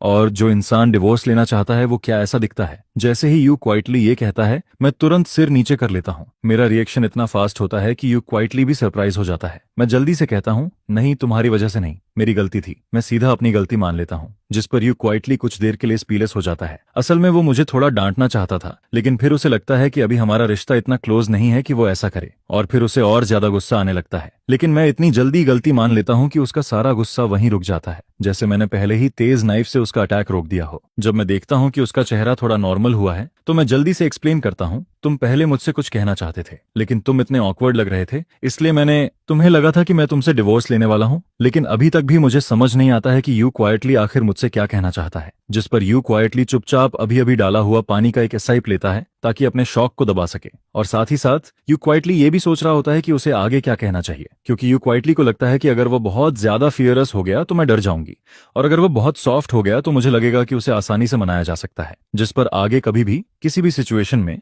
मैं डिवोर्स फाइल कर सकती हूँ। इसी बीच मैं अचानक उससे पूछती हूँ, बहुत डरावना है? जिसे सुनकर यू क्वाइटली एकदम कंफ्यूज हो जाता है, जिस पर वह फिर से पानी पीता है और उसके बाद बहुत सीरियस होकर जवाब देता है, क्योंकि मैं गुस्से में था और मुझे अपना गुस्सा कम करने के लिए पानी चाहिए था। जिस पर मैं अपने पीछे की तरफ इशारा करती हूँ और कहती हूँ, तो मैं बेवजह ही टेंशन फ्री हो गई। अगर तुम्हें गुस्सा कम करना है तो तुम मेरे पास आ सकते हो, मेरे पास हनीस्कल है, अगर उससे टी बनाओगे तो वह सबसे अच्छा फायर कम करता है। यह सुनकर यू क्वाइटली थोड़ा ऊपर देखता है, फिर अपनी आंखें ब्लिंक करता है और उसके बाद हल्का सा मुस्कुराता है, लेकिन वह स्माइल बिल्कुल भी नॉर्मल नहीं लगती है, बल्कि एकदम ऐसी लगती है जैसे वह अंदर से टूट रहा हो। फिर वह पूछता है, तो जब तुम गुस्सा होती हो तब क्या तुम भी पानी पीकर ठीक हो जाती हो? जिसके जवाब में मैं सिर हिलाकर कहती हूँ, नहीं, मैं तुम्हारी तरह मैजिकल नहीं हूँ, लेकिन मैं सोकर ठीक हो जाती हूँ। एक रात की नींद के बाद मैं फिर गुस्सा नहीं रहती। यह सुनकर यू क्वाइटली कुछ देर के लिए बिल्कुल स्पीचलेस हो जाता है। फिर वह पानी पीता है, खुद को काम करता है और उसके बाद फिर से पूछता है, तो तुझे क्या तुम डिवोर्स चाहती हो? असल में यू क्वाइटली अभी मुझसे ठीक से बात करना चाहता है, लेकिन उसके लिए इतने लंबे वर्ड्स बोलना बहुत मुश्किल होता है। वह हमेशा से सोशल बातों में बहुत शय रहा है, जैसे पहले कॉलेज कैफेटेरिया में अगर उसके राइस में कुछ गंदा निकल आता था या कुछ कम होता था तो यू क्वाइटली कभी जाकर कंप्लेन नहीं करता था। वह या तो चुपचाप राइस फेंक देता था या फिर वैसे ही खा लेता था, और कभी कभी बहुत देर बाद मुझे पता चलता था, जिस पर मैं यू क्वाइटली को साथ लेकर स्टोर वाले से बात करने जाती थी। धीरे धीरे यू क्वाइटली को बहुत प्रोटेक्ट किया गया था। लोगों से जुड़ी हुई सारी मुश्किल बातें उसके लिए हमेशा किसी और ने संभाली थी, जिस पर अब यू क्वाइटली कहना चाहता है कि वह असल में बात करना चाहता चाहता है। अगर मैं सच में उससे डिवोर्स लेना चाहती हूँ तो वह मुझे रोकेगा नहीं, क्योंकि पिछले 6 महीनों में शादी के बाद से मैंने भी बहुत कुछ सहा था। एक तरफ मैं एक नॉर्मल मैरिज को निभा रही थी और दूसरी तरफ मैं अभी भी अपनी लॉयल्टी को बचाए हुए थी। लेकिन ये सारी बातें यू क्वाइटली के लिए बोलना बहुत मुश्किल होता है। उसे लगता है कि ऐसे थॉटफुल वर्ड्स उसके मुंह से निकलते ही नहीं है, ठीक वैसे ही जैसे वह कभी प्यार भरी बातें नहीं कह पाता है। इसलिए आखिर में वह सिर्फ इतना ही पूछता है, तो क्या तुम डिवोर्स चाहती हो? जिस पर मैं ड्राई लाफ करती हूँ और कहती हूँ, और मैं ऑफ कोर्स नहीं, मैं जाना नहीं चाहती। अगर मेरा डिवोर्स हो गया तो मेरा फैमिली फिर से मुझे फोर्स करेगा और अगली लड़की जिससे मेरी फैमिली मुझे मिलवाएगी वह शायद यू क्वाइटली से बेटर भी ना हो। और वैसे भी मुझे शादी पर इतना भरोसा नहीं है। अगर दो लोग एक दूसरे के साथ समहाउ एडजस्ट कर लें तो वही काफी है। इसके बाद मैं आगे कहती हूँ, लेकिन हमें दुनिया के एंड जैसा बिहेव करने की जरूरत नहीं है। हम बस सोल्जर्स की तरह पास रह सकते हैं, जिस पर मैं पूरा चॉइस यू क्वाइटली के हाथ में छोड़ देती हूँ। अगर यू क्वाइटली कहे कि वह साथ रहना चाहता है तो हम साथ रहेंगे, और अगर वह कहे कि उसे जाना है तो फिर हम अलग हो जाएंगे। मैं हुआगुओ माउंटेन वापस चली जाऊंगी और यू क्वाइटली वापस ल्यूशाहे चला जाएगा, और उसके बाद हम हमेशा के लिए अलग हो जाएंगे। यह सुनकर यू क्वाइटली के सिर में दर्द होने लगता है, क्योंकि वह समझ ही नहीं पाता कि मैं आखिर चाहती क्या हूं। उसे कैसे पता चले कि कौन सा आंसर मुझे खुश करेगा? अगर उसने कुछ ऐसा कह दिया जो मैं सुनना नहीं चाहती तो क्या मैं दुखी नहीं हो जाऊंगी? और यू क्वाइटली कभी भी ऐसा इंसान नहीं रहा जो खुद के लिए किसी दूसरे को हर्ट करे। जिस पर यू क्वाइटली फिर से चुप हो जाता है, वह कुछ भी नहीं कहता है, और मैं उसकी इस साइलेंस को बिल्कुल समझ नहीं पाती, क्योंकि मुझे यह समझ ही नहीं आता कि यू क्वाइटली जाना चाहता है या रुकना चाहता है। शायद यह अजीब सी मैरिज उसे पसंद नहीं है, जिस पर मैं अपने मन में फिर से साई करती हूँ। मुझे उस दिन की बात याद आती है जब जी सरनेम वाले ने यू क्वाइटली से पूछा था, तो तुम डिवोर्स चाहते हो, है ना? और तब यू क्वाइटली ने सोचा था कि अगर हम ऐसे ही चलते रहे तो हम दोनों को अलग हो जाना चाहिए। लेकिन अगर वह जाना नहीं चाहता तो वह साफ साफ क्यों नहीं कहता? इसी सोच के बीच यू क्वाइटली अचानक बोल पड़ता है, मैंने कहा ना मैं तुमसे डिवोर्स नहीं चाहता। ये सुनते ही मैं तुरंत कहती हूँ, अगर तुम नहीं जाना चाहते तो बस ये कह दो कि तुम नहीं जाना चाहते। ऐसे चुप रहोगे तो मुझे कैसे पता चलेगा कि तुम क्या सोच रहे हो? जिस पर यू क्वाइटली अपना सिर नीचे कर लेता है। फिर वह ग्लास में बचा हुआ बाकी पानी एक ही बार में पी जाता है, जिसे देखकर मैं कुछ देर के लिए स्टंड रह जाती हूँ, क्योंकि मुझे लगता है कि यू क्वाइटली शायद एक और ग्लास पानी पीकर आएगा ताकि फिर से मुझसे लड़ सके। लेकिन ऐसा नहीं होता। यू क्वाइटली उसके बाद कुछ भी नहीं कहता है। वह सिर्फ इतना कहता है, ठीक है, मैं रूम में वापस जा रहा हूँ, आज मैंने तुम्हें आप डिस्टर्ब किया। और फिर यू क्वाइटली बिल्कुल वही करता है। वह दोनों पेपर कप्स उठाकर ट्रैश कैन में फेंक देता है, जिस पर वह धीरे धीरे स्टेयर्स पर कदम रखता है और ऊपर चला जाता है। उसे ऐसा नहीं करना चाहिए था। यू क्वाइटली को अपने दिल की सारी बातें कह देनी चाहिए थी। अगर वह नहीं बोलेगा तो मुझे कैसे पता चलेगा कि वह क्या सोच रहा है? लेकिन बात बीच में ही रुक जाती है। यू क्वाइटली आधे रास्ते में ही पीछे हट जाता है और उसके बाद सिर्फ एक ठीक है छोड़कर चला जाता है, जिस पर मुझे सिर्फ इतना फील होता है कि ये छोटी सी लड़की यू क्वाइटली अभी बहुत हर्ट है, जैसे वह अपनी सारी शिकायतें, अपना सारा दुख अपने अंदर ही दबा रहा है। नहीं, आज मुझे यू क्वाइटली से ठीक से बात करनी होगी। मुझे जानना है कि उसके दिमाग में आखिर चल क्या रहा है। जैसे ही मेरे मन में यह थॉट आता है, मैं तुरंत यू क्वाइटली का नाम लेकर उसे बुलाती हूँ, जिस पर यू क्वाइटली, जो स्टेयर्स पर आधा ऊपर जा चुका होता है, मेरी आवाज सुनते ही रुक जाता है और फिर पीछे मुड़कर मेरी तरफ देखता है। फिर भी क्या और कुछ है? यू क्वाइटली पूछता है। मैं कहती हूँ, नीचे आओ, मुझे तुमसे कुछ कहना है। जिस पर यू क्वाइटली फिर से मुड़ता है और हैंडरेल पकड़कर नीचे आने लगता है। मैं अब यू क्वाइटली के चेहरे को देखती हूँ, लेकिन उसके चेहरे पर मुझे ना गुस्सा दिखता है, ना कोई शिकायत फील होती है। फिर यू क्वाइटली नीचे आकर सोफा पर बैठता है। चाहे मैंने उसे बैठने को कहा हो या वह खुद बैठा हो, वह आखिर में सोफा पर बैठ ही जाता है। जिसके बाद मैं पहला सवाल पूछती हूँ, जब हम डिनर कर रहे थे तब तुमने कहा था कि तुम्हें मुझसे कुछ कहना है। अगर वो डिवोर्स की बात नहीं थी तो फिर क्या था? मुझे थोड़ा एरोगेंट फील होता है। पहला स्टेप ही सक्सेसफुल नहीं हुआ तो अब इसके बाद क्या करना चाहिए? जिस पर मैं देखती हूँ कि यू क्वाइटली कुछ नहीं बोलता है। मुझे बेचैनी होने लगी है और फिर से वही शुरू हो जाता है। नहीं, अगर तुम्हारे मन में कुछ है तो बोलो।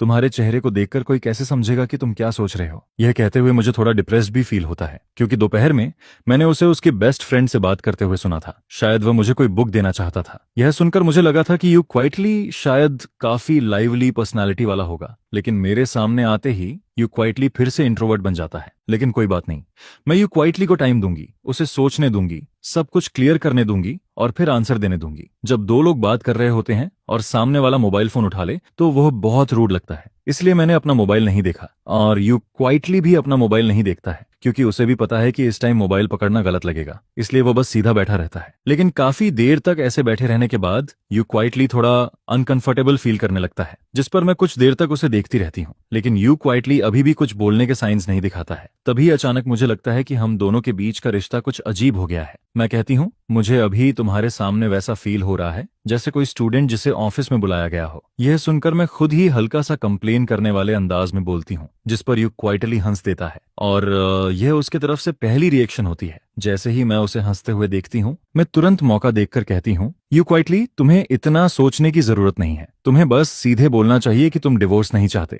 और जो भी तुम्हारे मन में है वह सब बोल देना चाहिए। मैं उसे बहुत इनकरेजिंग नजरों से देखती हूँ, लेकिन एक पल के लिए मुझे खुद पर ही अजीब फील होता है, जैसे मैं कोई स्ट्रेंज अंकल हूँ जो किसी बच्चे को समझा रहा हो। ठीक है, यू क्वाइटली सिर हिलाता है, लेकिन उसका जवाब इतना सिंपल होता है कि मुझे लगता है जैसे वह बस बात खत्म करने के लिए बोल रहा है, और मुझे समझ नहीं आता कि अब यू क्वाइटली के साथ क्या करूं। इसलिए मैं बस उसे उम्मीद भरी नजरों से देखती रहती हूँ, और मेरी यह नजर यू क्वाइटली को एम्बेरस्ड कर देती है, जिस पर वह तुरंत हाथ उठाकर कहता है, मैं सच में तुमसे झूठ नहीं बोल रहा हूँ। मैं प्रॉमिस करता हूँ कि आगे से जो भी सोचूंगा सब बोल दूंगा। मैं तुरंत कहती हूँ, तो फिर जो बात तुम पहले मुझसे कहना चाहते थे वही बोलो। जिस पर यू क्वाइटली थोड़ा एम्बेरस्ड होकर 2 बार खांसता है, लेकिन उसके बाद भी वह कुछ नहीं बोलता। मैं कुछ देर उसे देखती हूँ और फिर कहती हूँ, मुझे नहीं लगता कि आज हम दोनों की बात आगे बढ़ पाएगी। छोड़ो, कोई बात नहीं, तुम जल्दी रेस्ट कर लो। मैं गहरी सांस लेती हूँ और उठकर जाने लगती हूँ। रुको। जैसे ही यू क्वाइटली देखता है कि मैं जा रही हूँ, वह जल्दी से मेरे कपड़ों का किनारा पकड़ लेता है, क्योंकि उसे हमेशा लगता है कि अगर वह मुझे ऐसे ही जाने देगा तो कुछ अच्छा नहीं होगा।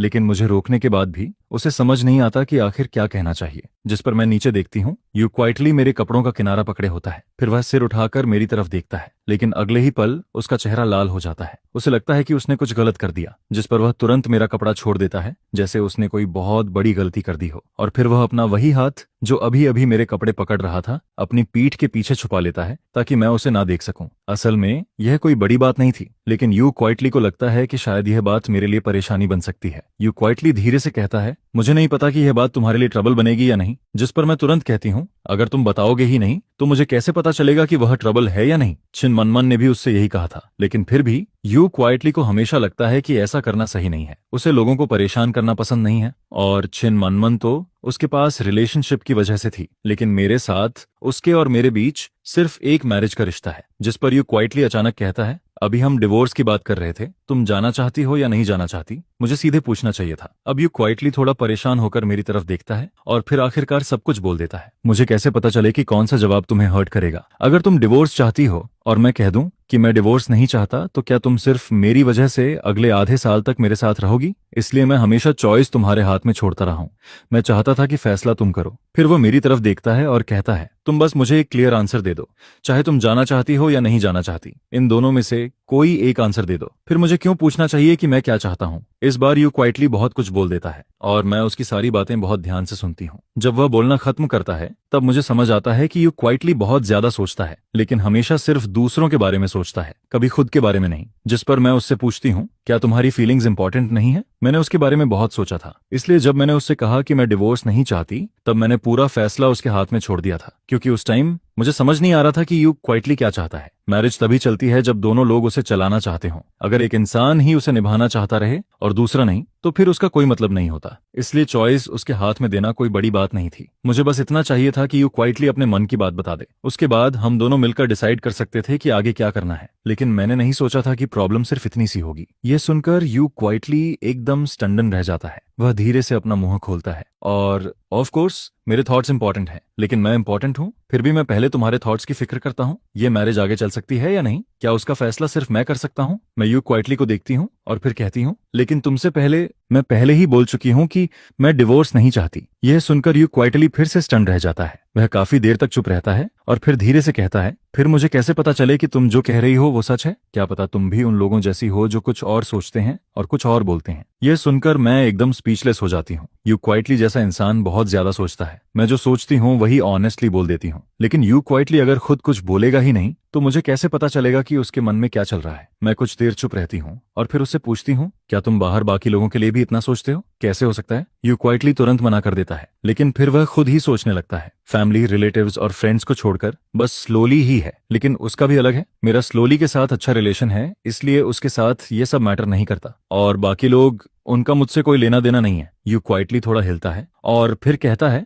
मैं अपने रिलेशन की वजह से किसी और को हर्ट नहीं करूंगा, और जो लोग मेरे लिए मैटर नहीं करते उनके लिए मैं खुद को भी अपसेट नहीं करूंगा। यह सुनकर मैं मन में सोचती हूँ, अगर ऐसे हिसाब लगाऊं तो यू क्वाइटली की लिस्ट में मैं शायद पहली बार सबसे ऊपर हूँ। जिस पर मैं पूछती हूँ, और मैं ऑन ऑफ कोर्स तुम उनसे अलग हो। अलग कैसे? उनकी क्या आइडेंटिटी है और मेरी क्या आइडेंटिटी है? यह सुनते ही यू क्वाइटली चुप हो जाता है। वह कुछ नहीं बोलता। असल में यह एकदम नॉर्मल सवाल था, लेकिन ना जाने क्यों यू क्वाइटली को यह सवाल कुछ अलग ही फील करवाता है, जैसे मैं उसके लिए कोई स्पेशल पर्सन हूँ। मैं फिर पूछती हूँ, तो फिर मेरी आइडेंटिटी क्या है? मैं बस ये सुनना चाहती हूँ कि यू क्वाइटली खुद अपने मुंह से बोले, लेकिन यू क्वाइटली फिर भी नहीं बोलता। शायद वह कहना चाहता है, कन्वी तुम मेरे हस्बैंड हो, लेकिन उसके लिए यह लाइन बोलना बहुत ज्यादा ऑकवर्ड है, क्योंकि अगर वह ऐसी बातें बोलेगा तो शायद फिर उसे लगेगा कि लोग उसे चिढ़ाएंगे या कहेंगे कि वह बहुत इमोशनल हो रहा है, जिस पर यू क्वाइटली का चेहरा फिर से लाल हो जाता है। वह कुछ भी नहीं बोल पाता। उसका एक्सप्रेशन देखकर मैं अचानक हंस देती हूँ, क्योंकि अब मुझे समझ आने लगता है मैं यू क्वाइटली के लिए सिर्फ एक नॉर्मल रूममेट नहीं हूँ जो बस उसी घर में रहता है। हालांकि मेरे मन में यू क्वाइटली के लिए वैसे फीलिंग्स नहीं है, लेकिन फिर भी मेरे दिल में थोड़ा अच्छा फील होता है, बिल्कुल वैसे जैसे स्कूल के टाइम कोई लड़की मुझे पसंद करती थी। भले ही मैं उससे बात ना करता हूँ, लेकिन फिर भी अंदर से थोड़ा खुश फील होता है। और अब मुझे समझ आता है कि यू क्वाइटली मुझे अपने दिल में हस्बैंड मानता है, लेकिन कुछ चीजों में वह मुझे हस्बैंड की तरह ट्रीट नहीं करता, जैसे उसके मन में राइट्स और रिस्पॉन्सिबिलिटी बराबर नहीं है। उदाहरण के लिए यू क्वाइटली को हमेशा डर लगता है कि वह मुझे ट्रबल देगा। उसके मन में वह खुद मुझसे कुछ एक्सपेक्ट कर सकता है, लेकिन मुझे उससे कुछ एक्सपेक्ट नहीं करना चाहिए। यह सोचकर मुझे यू क्वाइटली के बारे में एक नई बात समझ आती है। वह बहुत जेंटल है, इतना जेंटल कि कभी कभी जरूरत से ज्यादा। अगर मैं उसकी जगह होता तो मैं इतना नहीं सोचता। जिस पर मैं हिम्मत करके धीरे से यू क्वाइटली के चेहरे को छूती हूँ। यू क्वाइटली पीछे नहीं हटता, वह बस अपनी आंखें उठाकर मेरी तरफ देखता है। उसकी आंखें बिल्कुल पानी जैसी लग रही होती हैं, जैसे उनमें पूरी ऑटम छिपी हुई हो। मैं उसके माथे के सामने आए हुए बाल हटाती हूँ और फिर कहती हूँ, अगर तुम्हें पता है कि मैं तुम्हारा हस्बैंड हूँ तो तुम्हें यह भी पता होना चाहिए कि छोटी छोटी बातों में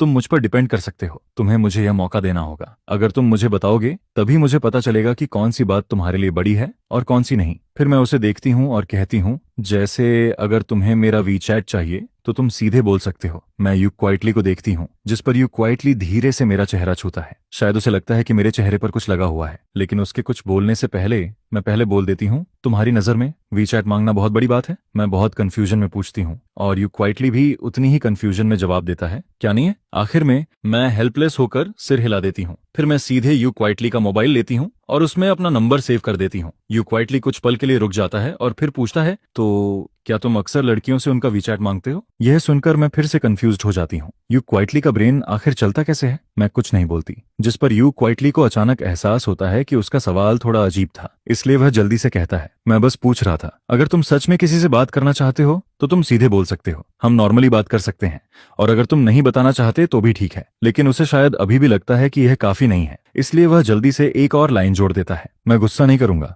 यू क्वाइटली बहुत जेंटल टोन में ये कहता है, लेकिन मुझे ये सुनकर बिल्कुल अच्छा नहीं लगता, बल्कि ऐसा लगता है जैसे ये कोई डेंजरस लाइन हो, क्योंकि दुनिया में बहुत लोग कहते हैं कि वह गुस्सा नहीं होंगे, लेकिन असल में बाद में वही सबसे ज्यादा गुस्सा करते हैं। जिस पर मैं तुरंत कहती हूँ, कैसी बात कर रहे हो? मैं क्या वैसा इंसान लगता हूँ? यह सुनकर यू क्वाइटली हल्का सा सिर हिलाता है और मुझे लगता है कि अब वह नाराज नहीं है। मैं धीरे से हूं कहती हूँ और फिर टॉपिक बदलने का फैसला करती हूँ। तो तुम जो पहले मुझे कुछ बताना चाहते थे, क्या वह सिर्फ वीचैट जैसी छोटी सी बात पर? यू क्वाइटली अचानक से सेंसिटिव हो गया। शायद मुझे ऐसा सिर्फ फील हुआ हो, लेकिन उसकी बातों में मुझे थोड़ा सार्कास्टिक टोन सुनाई देता है। असल में ऐसा नहीं है कि मैं तुम्हें फोन पर बताऊंगा, क्योंकि इंटरनेट पर बोलना आसान लगता है। आखिर अगर वह बात सामने बोल सकता तो पहले ही बोल देता, लेकिन सच में मेरे और उसके बीच हर बात फेस टू फेस होना जरूरी नहीं है। जैसे जब मैं ऑफिस से घर लौटता हूँ तब वही टाइम होता है जब यू क्वाइटली उठता है। वह मुझे छोटे छोटे नोट्स छोड़ता है, जैसे लाइट्स बंद करना मत भूलना। अगर वह सामने बोलता और कहीं उससे कोई कॉन्फ्लिक्ट हो जाता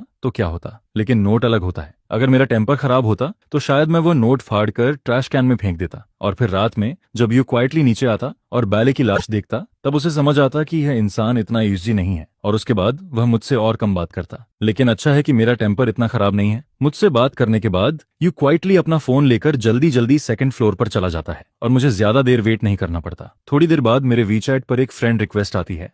उसका प्रोफाइल फोटो मेई यांगयांग का होता है और नेम लिखा होता है, तुम मुझे प्रिंसेस मेई यांगयांग बुला सकते हो। ये यू जिंगशी का अकाउंट होता है, वही लड़की जो हमेशा बहुत सीरियस और डीप लगती है। अगर मैंने पहले ही यू जिंगशी का वीचैट ऐड कर लिया होता तो शायद मैं उसके बारे में इतनी बड़ी मिसअंडरस्टैंडिंग नहीं करता। फ्रेंड रिक्वेस्ट एक्सेप्ट करते ही यू क्वाइटली मुझे मैसेज भेजता है, मैं यू क्वाइटली हूँ। उसके बाद वह नंबर्स की एक लाइन भेजता है, वह उसका फोन नंबर होता है। मैं तुरंत उसे सेव कर लेता हूँ। कॉन्टैक्ट सेव करते हुए मैं यही सोच रहा होता हूँ कि यह छोटी सी लड़की यू क्वाइटली बाहर से इतनी इंट्रोवर्ट लगती है, लेकिन जैसे ही फोन हाथ में आता है वह खुद बात शुरू कर देती है। मैं अभी उसका नाम एडिट ही कर रहा होता हूँ, तभी यू क्वाइटली के मैसेजेस एक के बाद एक आने लगते हैं। इतने मैसेज आ जाते हैं कि कॉन्टैक्ट सेव करने के बाद मुझे वापस जाकर सारे मैसेज पढ़ने पड़ते हैं। असल में कोई बहुत बड़ी बात नहीं थी, हालांकि उसने हाँ बोल दी थी, लेकिन उसने किन मेमिंग से कहा था कि शायद वह मुझे बाहर नहीं ला पाएगी। सब कुछ सिचुएशन पर डिपेंड करेगा। उसका मतलब बस इतना था कि वह मुझे अपने फ्रेंड से मिलवाना चाहती है। मैं उसकी बात समझ जाता हूँ,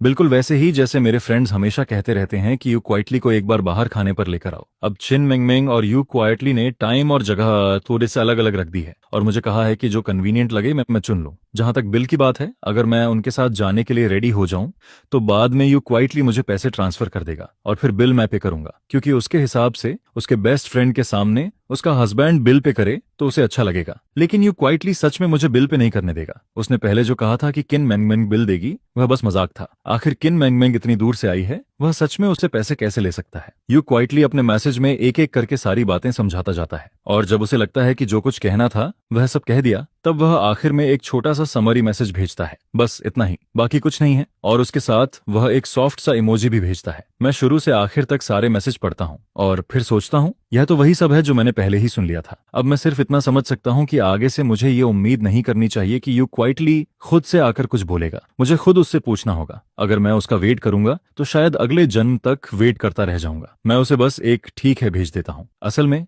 यह कोई बड़ी बात नहीं थी जिस पर यू क्वाइटली तुरंत एक खुश वाला स्टिकर भेज देता है। मैं इमेजिन करता हूँ कि दूसरी तरफ यू क्वाइटली अपने फोन को देखकर उसी स्टिकर जैसी स्माइल कर रहा होगा और फिर मैं सोचने लगता हूँ जब यू क्वाइटली सच में हंसता होगा तो कैसा लगता होगा। मैं अपने होंठ दबाता हूँ और तभी अचानक मुझे कुछ याद आता है। मैं उसके एक पुराने मैसेज को ऊपर स्क्रॉल करके देखता हूँ। तुमने खुद कहा था कि यह कोई बड़ी बात नहीं है, फिर तुम इसे बोलने में इतना हेजिटेट क्यों कर रहे थे? इस बार यू क्वाइटली बहुत जल्दी रिप्लाई करता है, इंटरनेट पर यह बड़ी बात नहीं है। मैं पूछता हूँ क्यों, जिस पर यू क्वाइटली जवाब देता है क्योंकि इंटरनेट पर हम कपल हैं। मैं आगे कुछ और पूछना चाहता हूँ, लेकिन उससे पहले ही यू क्वाइटली एक के बाद एक कई मैसेज भेज देता है। अपनी प्यारी वाइफ को किस करो, अपने हस्बैंड को चुपचाप आंसर दो आई लव यू, मुझे नोट्स भेजो और होटल जल्दी चूज करना मत भूलना। यह पढ़कर मैं एकदम स्टंड रह जाता हूँ। मेरा मन करता है कि अभी इसी वक्त ऊपर जाकर देखूं कि यू क्वाइटली आखिर फोन के सामने बैठकर यह सब कैसे टाइप कर रहा है। मैं फोन की स्क्रीन पर लिखे हुए 4 वर्ड्स को देखता रहता हूँ। अपने हस्बैंड को किस करो। कौन कहेगा कि यू क्वाइटली इतना सिंपल है? मैंने नहीं सोचा था कि इस छोटे से इंसान के 2 चेहरे होंगे। सेकंड फ्लोर पर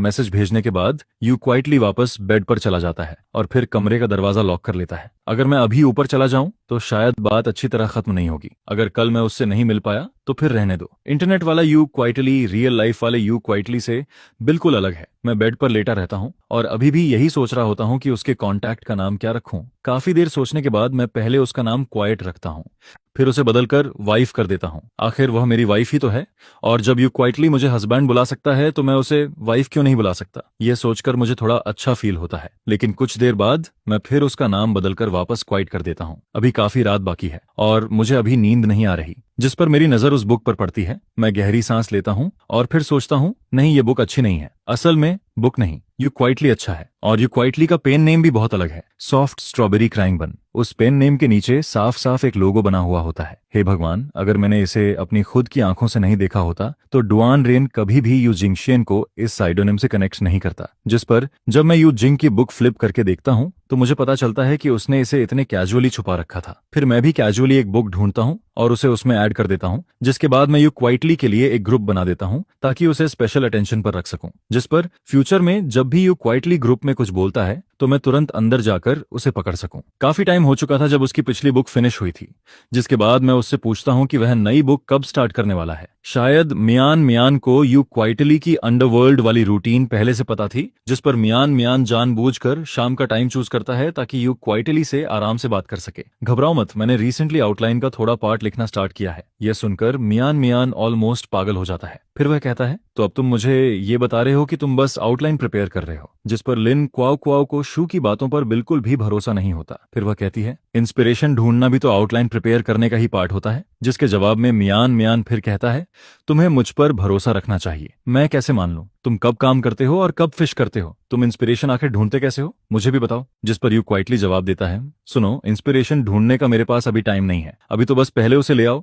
मैं रिसेंटली अपने हस्बैंड के साथ डेटिंग कर रहा हूँ सकता। यह सुनकर सामने वाला हैरान रह जाता है। फिर यू क्वाइटली आगे कहता है मैं हस्बैंड का ख्याल रखता हूँ, बच्चे का भी ख्याल रखता हूँ और अभी मुझे बच्चे को हुए पूरे 8 महीने हो चुके हैं। मेरी लाइफ कितनी मिसरेबल हो गई है। जिस पर कोई पूछता है, और तुम्हारा हस्बैंड कहाँ है? यू क्वाइटली कैजुअली जवाब देता है, मेरा हस्बैंड मेरे बगल में ही लेटा है। यह सुनते ही मैं दांत भींच कर पोर्सलेन नाइफ पर हाथ मार देता हूँ। फिर मैं कहता हूँ, सुन लो, तुम्हारे रिकमेंडेशन का दूसरा हाफ गया, अभी चाहिए तुम्हें? जिस पर एक और केस फ्लैश होकर सामने आता है। हालांकि मेरा दिल अभी भी हॉर्स लेटर पर नहीं था, लेकिन मेरा हाथ फिर भी कीबोर्ड को टच करता रहता है। फिर अचानक मियान मियान का अवतार डार्क हो जाता है। कंग्रेचुलेशंस, यू क्वाइटली ने आखिरकार तुम्हें याद कर लिया। जिस पर मैं धीरे धीरे सक्सेसफुल तो हो जाता हूँ, लेकिन साथ ही दूसरे इंसान पर गुस्सा भी आने लगता है। मैं आधा गुस्से में होता हूँ, लेकिन पूरी तरह नहीं। फिर अगले दिन मैं बुक स्टोर में बैठा होता हूँ और आसपास देखने लगता हूँ कि यहाँ कौन सी चीज खाने के लिए अच्छी है। काफी देर तक सर्च करने और कई ऑप्शंस देखने के बाद मुझे आखिरकार एक हॉट पॉट रेस्टोरेंट मिल जाता है। लेकिन फिर भी मैं यूजिंग की ओपिनियन को कंसिडर करता हूँ, जिस पर मैं उसका स्क्रीनशॉट और एड्रेस यू जिंगशिंग को सेंड कर देता हूँ। इसके बाद मैं फोन की स्क्रीन को देखता रहता हूँ और अचानक से डीप सोच में चला जाता हूँ, क्योंकि कल यू क्वाइटली ने जो मैसेज मुझे भेजा था वह अभी भी उसी तरह स्क्रीन पर पड़ा था। उसने कहा था, मैंने हस्बैंड को किस किया। फिर उसने कहा था, मैं तुमसे प्यार करता हूँ। जिस पर मेरा दिमाग अपने आप फैंटेसी में चला जाता है। मैं सोचने लगता हूँ कि जब यू क्वाइटली ने मुझे ये मैसेज भेजा होगा तब वह कैसा दिख रहा होगा। क्या वह फोन स्क्रीन के सामने जोर जोर से हंस रहा होगा, या फिर मेरी तरह वही साइलेंट और डीप एक्सप्रेशन के साथ बैठा होगा। लेकिन जाहिर सी बात है, इसका कोई आंसर नहीं था। यू क्वाइटली वापस आ चुका था, लेकिन मुझे नहीं पता था कि वह आज फिर अपने बेस्ट फ्रेंड के साथ बाहर घूमने जाएगा या नहीं।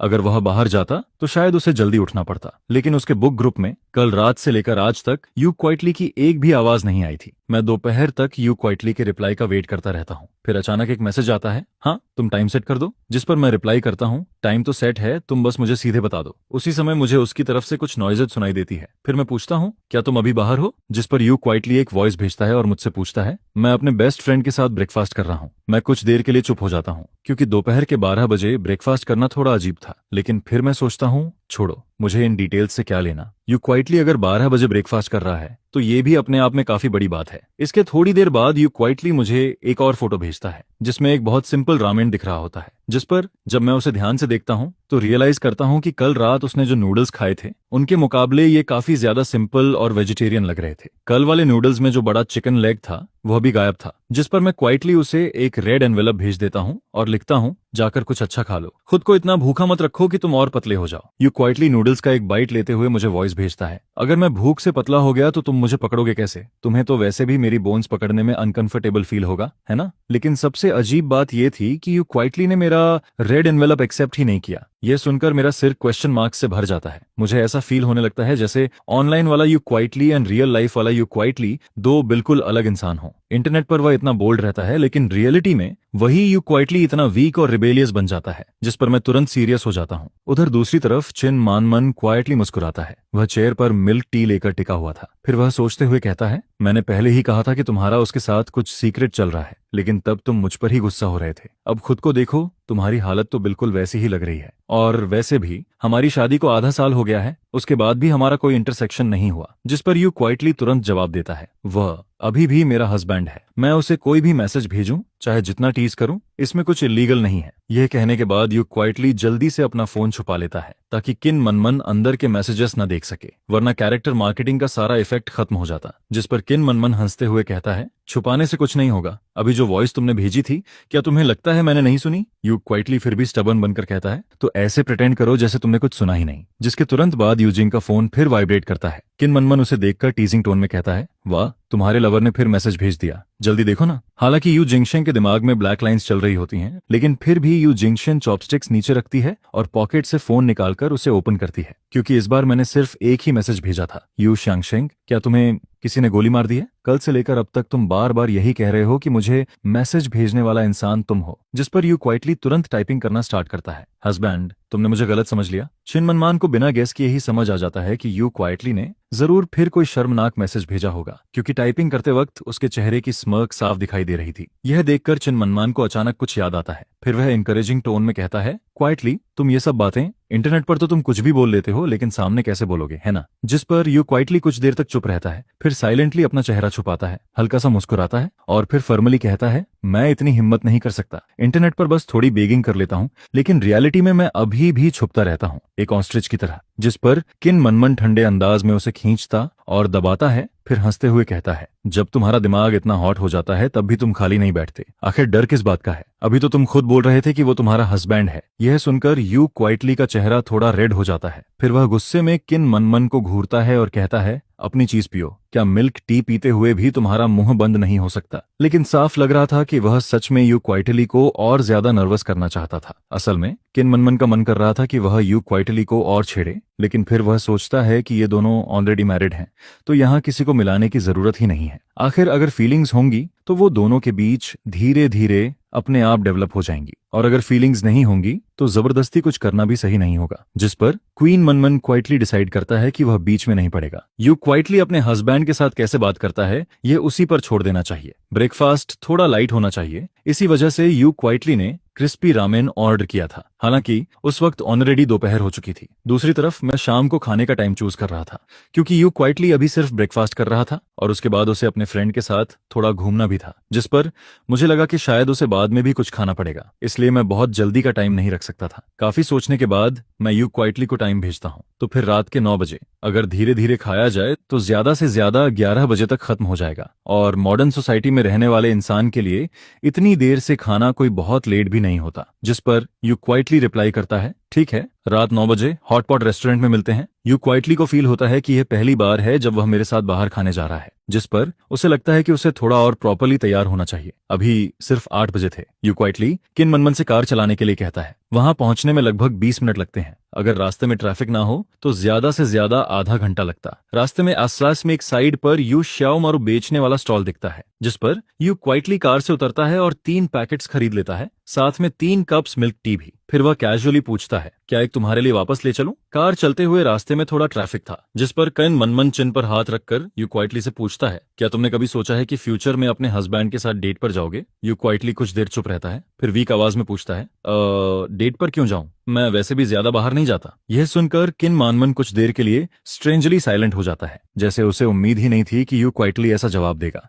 उसे लगने लगता है कि शायद उसके दोस्त के दिमाग में सच में कुछ प्रॉब्लम है। जिस पर किन मनमन फिर पूछता है, तो फिर तुम मेरे साथ बाहर क्यों आए हो? यू क्वाइटली कैजुअली जवाब देता है, क्योंकि हम 2-3 साल से मिले नहीं थे। तुम्हारे साथ बाहर आकर पुरानी बातें याद कर सकता हूँ, लेकिन लू चाओ और मैं तो हर दिन मिलते हैं, हम हर दिन साथ रहते हैं, फिर हमें डेट पर जाने की क्या जरूरत है? यह सुनकर किन मनमन ऑलमोस्ट हार मान लेता है। फिर वह कहता है, घर और बाहर एक जैसे थोड़ी होते हैं। ये वैसे ही है जैसे लोग सिनेमा में मूवी देखने जाते हैं ताकि वहां का एटमॉस्फेयर फील कर सकें। जिस पर यू क्वाइटली तुरंत जवाब देता है, लेकिन मैं तो सिनेमा में भी मूवी देखने नहीं जाता, वहां मूवीज बस ज्यादा महंगी होती हैं। उसके अलावा कोई और फायदा है क्या? अगर लाइफ में स्पेशल इफेक्ट्स होते तो शायद इस वक्त किन मनमन के सिर पर हॉपलेस चमक रहा होता। फिर वह सीधा पूछता है, तो क्या तुम अपने हस्बैंड को पसंद करते हो? क्योंकि जब किसी को सच में पसंद करते हैं तो कई ऐसी बातें भी अपने आप समझ आने लगती हैं जो पहले समझ नहीं आती। जिस पर यू क्वाइटली कुछ नहीं बोलता। वह सीरियसली सोचने लगता है, क्योंकि उसका मेरे साथ ज्यादा कांटेक्ट नहीं रहा था, लेकिन वह इतना जरूर जानता था कि मेरे हस्बैंड होने की वजह से मेरे लिए उसके दिल में एक स्पेशल जगह है। वह रीजन एक्सप्लेन नहीं कर सकता था, लेकिन उसे पता था कि यह जगह अलग है। उसकी अपनी आइडेंटिटी में यू क्वाइटली बस मेरे साथ हाथ पकड़कर चलने तक की जगह रखता था, बाकी चीजों का उसके लिए ज्यादा मतलब नहीं था। फिर यू क्वाइटली धीरे से कहता है, ये पसंद नहीं है, ये बस रिस्पॉन्सिबिलिटी है। जिस पर किन मनमन मुस्कुराता है और कहता है, अगर तुमने ऑलरेडी डिसाइड कर लिया है कि तुम उसके साथ जिंदगी बिताओगे तो तुम्हें अपने लिए भी थोड़ा रास्ता बनाना होगा। तुम और लू चाओ ऐसे ही बस साथ नहीं रह सकते। तुम दोनों हस्बैंड वाइफ हो, कोई को-ऑपरेटिव रूममेट्स नहीं। तुम्हें कोशिश करनी चाहिए कि तुम उसे पसंद करो। अगर कर पाओ तो वही सबसे अच्छा होगा, चाहे उसका स्वभाव ब्राइट हो या फिर बिल्कुल आइस जैसा कोल्ड। तुम्हें अपने दिल में कुछ तो फील होना चाहिए। जिस पर यू क्वाइटली फिर चुप हो जाता है। कुछ देर बाद उसकी धीमी आवाज निकलती है, ये बात बहुत डेंजरस लग रही है। यू क्वाइटली और किन मनमन कार में 20 मिनट से ज्यादा फंसे हुए थे और अब टाइम 8:40 हो चुका था। जिस पर अचानक यू क्वाइटली को फील होता है कि शायद वह आज की मीटिंग के लिए लेट हो जाएगा। वह तुरंत अलर्ट हो जाता है, नहीं, अगर मैं लेट हो गया तो कितना एम्बैरेसिंग होगा। लेकिन किन मनमन काफी काम रहता है, क्योंकि ट्रैफिक जाम उसके हाथ में नहीं था। जिस पर यू क्वाइटली अचानक कहता है, नहीं, मुझे पहले कॉल करनी होगी। हालांकि अभी भी लेट नहीं हुआ था,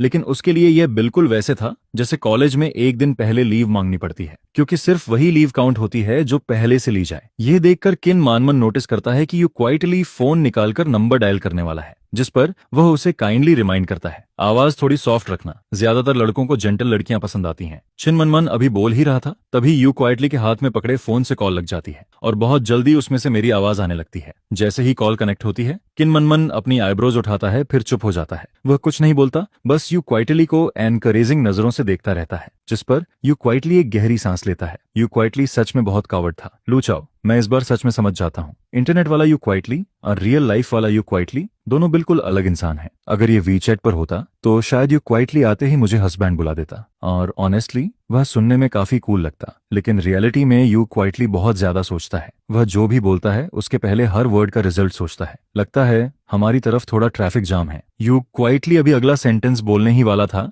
तभी उसके बगल में बैठे किन मनमन की आवाज सुनाई देती है। वह शायद किसी को वॉइस भेज रहा था, तुम्हें अब भी मेरे पास आने की शर्म नहीं है? तुमने मुझे इतना गुस्सा दिलाया, इतने दिन घर से बाहर रहे और कल रात जाकर तुम्हें याद आया कि मुझे मनाना चाहिए, फिर भी तुमने मुझे ठीक से मनाया तक नहीं। दो बातें बोलकर उल्टा कह दिया कि तुम्हें सोना है। क्या कोई फियांसे ऐसा करता है? मैं बता रहा हूँ, तुम मुझे खोने वाले हो, समझे? चिन मनमान का टोन बहुत फियर्स था, जिस पर उसके बगल में बैठा यू क्वाइटली थोड़ा घबरा जाता है, क्योंकि अमन ने अभी थोड़ी देर पहले ही उसे जेंटल रहने को कहा था। मुझे फोन के दूसरी तरफ से बहुत हैवी मर्मर सुनाई देता है। मैं एग्जैक्ट वर्ड्स नहीं सुन पाता, लेकिन इतना समझ आता है कि कोई किसी को डांट रहा है, जिस पर मैं पूछता हूँ, उधर कौन किसी को डांट रहा है? यू क्वाइटली धीरे से जवाब देता है, मैं कार में हूँ, किन मनमन किसी को समझा रहा है। मैं तुरंत कहता हूँ, वो तुम्हें तो नहीं डांट रहा ना? जिस पर यू क्वाइटली जल्दी से बोलता है, नहीं, ऐसा कैसे हो सकता है, वह नॉर्मली बहुत जेंटल है, वह यूजुअली किसी को डांटता नहीं। यह सुनकर किन मनमन वॉइस भेजना बंद कर देता है, फिर वह टाइपिंग करना स्टार्ट करता है, लेकिन साफ दिख रहा था कि टाइपिंग करते हुए भी उसका गुस्सा कम नहीं हुआ था। मैं कुछ देर चुप रहता हूँ, फिर धीरे से कहता हूँ, ठीक है, ट्रैफिक जैम है तो कोई बात नहीं, आराम से आना, जल्दी मत करना, सेफ्टी का ध्यान रखना। जिसके बाद मैं वेटर से भी थोड़ा ऑकवर्ड होकर कहता हूँ, सॉरी, मेरे दो फ्रेंड्स रास्ते में ट्रैफिक में फंसे हैं, शायद उन्हें आने में थोड़ा लेट हो जाएगा। 9:20 हो चुके थे, लेकिन यू क्वाइटली और किन मनमन अभी तक हॉटपॉट रेस्टोरेंट नहीं पहुंचे थे। फिर अचानक मेरे पास मैसेज आता है, हम पहुंच गए। जिस पर मैं तुरंत रिप्लाई करता हूँ, तो फिर सीधे अंदर आ जाओ, मैं भी अभी आया हूँ, वेटर अभी मेन्यू देकर गया है, तुम लोग आओ, फिर साथ में सूप बेस चूज करेंगे। इसके बाद मैं quietly table number you quietly को भेज देता हूँ। फिर मैं आसपास की खाली टेबल्स को देखता हूँ। अच्छी बात थी कि आज ज्यादा कस्टमर्स नहीं थे, वरना मैं इतनी देर तक यहाँ नहीं बैठ पाता। मैंने जानबूझकर कॉर्नर वाली टेबल चूज की थी, क्योंकि मैं रियल लाइफ वाले यू क्वाइटली को देखकर थोड़ा कंफर्टेबल फील करना चाहता था। जब यू क्वाइटली और किन मनमन अंदर आते हैं, तब मैं उनकी तरफ पीठ करके बैठा था। मेरे हाथ में अभी भी ईस्टर एग्स की छोटी सी बुलेटिन थी, जिसे मैं कैजुअली पलट रहा था। जैसे ही वे दोनों अंदर आते हैं, यू क्वाइटली बहुत धीरे से बोलता है, लू चाओ, जिस पर मैं पीछे मुड़कर उसे देखता हूँ। यू क्वाइटली बिल्कुल वैसा ही दिख रहा था जैसा मैंने इमेजिन किया था, बहुत शांत, बहुत सिंपल। ऐसा लग रहा था जैसे उसके अंदर सच में कोई क्वाइट सा एहसास हो। अगर मैं बस वीचैट की उसकी चैट हिस्ट्री भूल जाऊं तो शायद वह और भी नॉर्मल लगता। यू क्वाइटली बैठ जाता है, फिर अपने हाथ में पकड़ी मिल्क टी और जांग्यू मीट बॉल्स मेरे सामने रख देता है। फिर थोड़ी ऑकवर्ड आवाज में कहता है, मीट बॉल्स थोड़े ठंडे हो गए हैं, अगर तुम्हारा मन ना हो तो मत खाना, बाद में मैं खुद क्वाइटली खा लूंगा। असल में उसके ओरिजिनल प्लान के हिसाब से मीट बॉल्स ठंडे नहीं होने चाहिए थे। यह सोचकर यू क्वाइटली अंदर ही अंदर थोड़ा रिग्रेट करता है। मैं हल्का सा मुस्कुराता हूँ और कहता हूँ, कोई बात नहीं। फिर मैं मीट बॉल्स को साइड में रख देता हूँ, क्योंकि पहले गेस्ट्स को हैंडल करना जरूरी था। बहुत जल्दी हम लोग अपनी जरूरत के हिसाब से ऑर्डर कर देते हैं। इसके बाद डिपिंग सॉस बनाने की बारी आती है। यह काम वैसे भी आसान था, इसलिए जैसे ही यू क्वाइटली उठता है, मैं भी उसके साथ उठ जाता हूँ। जिस पर पीछे बैठा किन मनमन हम दोनों को देखता है। फिर अचानक उसका मन नहीं करता कि वह हमारे बीच आए। वह कैजुअली कहता है, यू क्वाइटली, तुम मेरा सॉस बना देना, तुम्हें पता है मुझे क्या पसंद है। जिस पर यू क्वाइटली पीछे मुड़कर मुझे देखता है, फिर सामने बैठे किन मनमन को देखता है। उसके चेहरे पर साफ लिखा था, क्या तुम सीरियसली चाहते हो कि मैं यहाँ सर्वेंट बन जाऊं? लेकिन उस वक्त मैं अंदर ही अंदर सीक्रेटली खुश हो रहा था, हालांकि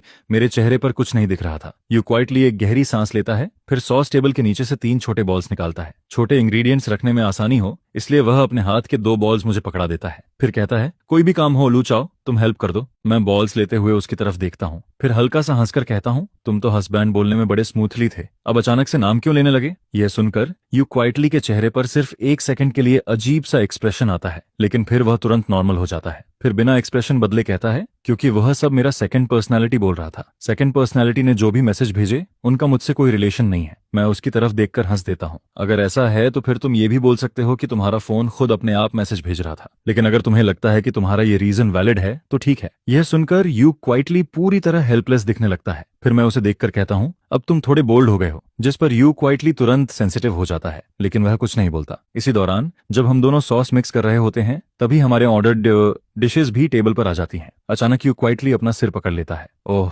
मैं फोटो लेना भूल गया। जिस पर वह जल्दी से अपना फोन निकालता है, सामने रखे बहुत सारे मीट वाले डिशेस की फोटो खींचता है और फिर उसे भेज देता है। बुक फ्रेंड ग्रुप में उसने बस रिप्लाई किया, फिर एक और दिन, पुराने प्रॉमिस की तरह। लेकिन यू क्वाइटली ने जैसे ही मैसेज भेजा और फोन रखने वाला था, तभी उसके बगल से मेरा स्पेशल नोटिफिकेशन वाला टोन बज जाता है। उसकी आवाज इतनी लाउड थी कि एकदम अलग से सुनाई देती है। मैं उस वक्त सिर नीचे करके मीट बॉल खा रहा था, लेकिन जैसे ही वह आवाज आती है, मेरे दिमाग में तुरंत एक बात आती है, जिस पर अगले ही पल मैं सिर उठाकर उन दोनों की तरफ देखता हूँ। सबसे पहले मेरी नजर यू क्वाइटली पर पड़ती है। यू क्वाइटली मुझे देख रहा था। फिर मैं किन मनमन को देखता हूँ। किन मनमन भी मुझे ही देख रहा था। यू क्वाइटली कुछ नहीं बोलता, क्योंकि वह नॉर्मली ऐसी जगह पर सीन क्रिएट नहीं करता। उसके हिसाब से हस्बैंड वाइफ की बात घर जाकर डोर बंद करके आराम से करनी चाहिए। लेकिन किन मनमन चुप नहीं रहता। वह ऐसे बोलता है जैसे अपनी बेस्ट फ्रेंड के लिए स्टैंड ले रहा हो। क्वाइटली, तुम्हारे हस्बैंड किस अच्छी बहन को स्पेशल अटेंशन दे रहे हैं। यह सुनकर मेरे सिर में दर्द होने लगता है। मैं कहता हूँ, और किसे स्पेशल अटेंशन दूंगा, बस यू क्वाइट को, जो हमेशा ग्रुप में साइलेंटली छुपा रहता है। लेकिन आज यह बात साफ करनी जरूरी थी, क्योंकि भले ही यू क्वाइटली ने अभी ज्यादा नहीं सोचा हो, लेकिन अगर उसकी बेस्ट फ्रेंड के दिमाग में कुछ बैठ गया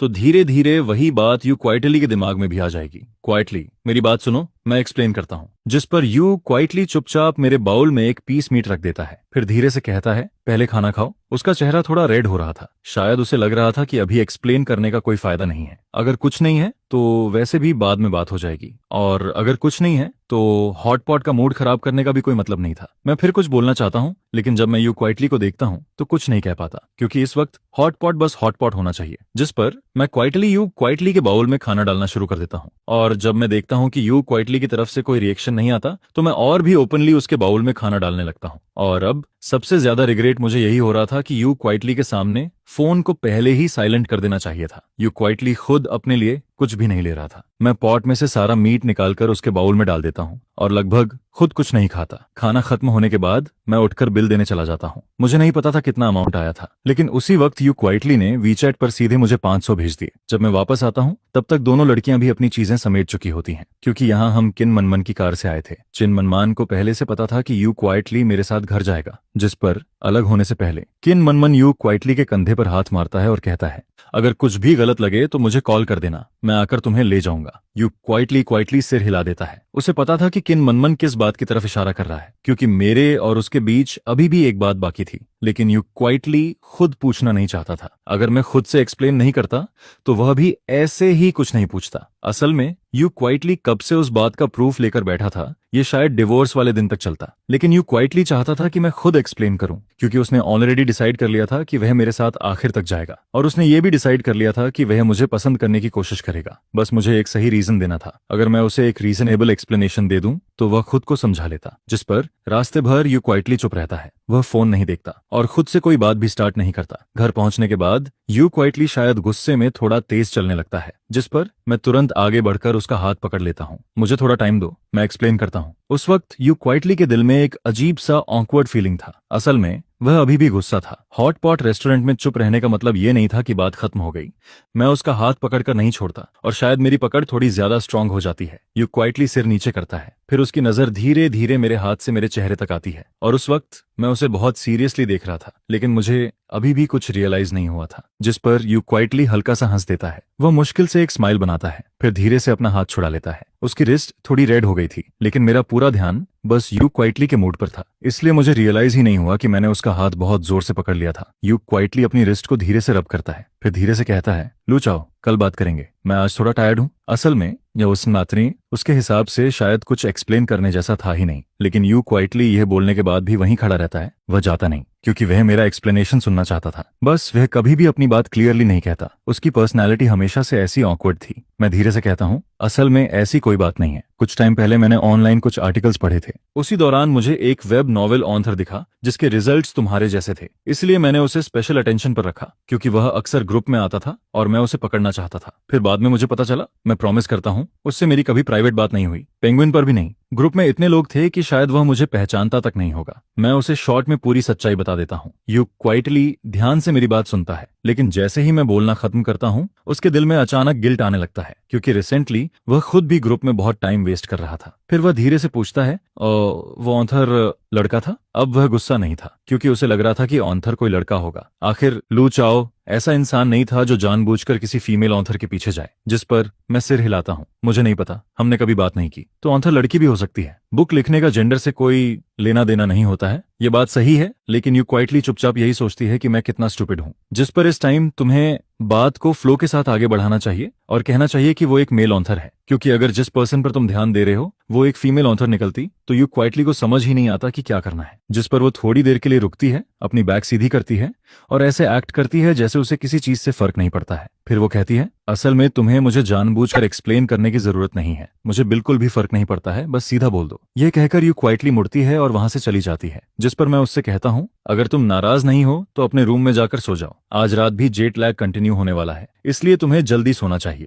जिस पर मैं यू क्वाइटली की पीछे जाती हुई बैग को देखता रहता हूँ। मैंने तो उसे सब कुछ एक्सप्लेन कर ही दिया था, तो क्या यू क्वाइटली सच में नाराज नहीं है? विमेन सच में बहुत वियर्ड क्रीचर्स होती हैं। जब वो नाराज होती हैं तब भी कहती हैं कि वो नाराज नहीं है, और जब वो नाराज नहीं होती हैं तब भी वही कहती हैं। यहाँ तक कि शावर लेने के बाद भी वो यही बोलती हैं कि वो नाराज नहीं है। इसके बाद मैं बेड पर लेट जाता हूँ और फिर वीचैट पर यू क्वाइटली को एक बार फिर मैसेज करता हूँ, क्योंकि मुझे लगता है कि रियलिटी में पूछने से ज्यादा आसान वीचैट पर पूछना होगा। जिस पर मैं उसे टाइप करके भेजता हूँ, तो क्या तुम अभी भी नाराज हो? लेकिन यू क्वाइटली रिप्लाई नहीं करती है, यहाँ तक कि ऊपर टाइपिंग का भी कोई डिस्प्ले नहीं आता है। जिस पर मैं सोचता हूँ कि इस टाइम यू क्वाइटली के पास करने के लिए कुछ नहीं होगा, शायद वो शावर लेने गई होगी। आगे मैं और यू क्वाइटली के बीच की लास्ट चैट रिकॉर्ड को देखता हूँ, जो उस ट्रांसफर पर जाकर रुकती है जो यू क्वाइटली ने मुझे भेजा था। ऑफ कोर्स उस पैसे को लेना पॉसिबल नहीं था। मैं अपनी वाइफ और उसकी फ्रेंड्स को हॉट पॉट खिलाने के लिए इनवाइट नहीं कर सकता और ऊपर से अपनी वाइफ से पैसे भी नहीं ले सकता, जिस पर मैंने अभी तक उसे एक्सेप्ट नहीं किया है। मैं प्लान करता हूं कि 24 घंटे पूरे होने दूं ताकि वो अमाउंट अपने आप रिफंड होकर यू क्वाइटली के पास वापस चला जाए। करीब 10 मिनट बाद यू क्वाइटली फाइनली रिप्लाई करती है, जिस पर उसका मैसेज आता है, मैं अपने हस्बैंड से कैसे नाराज हो सकती हूँ।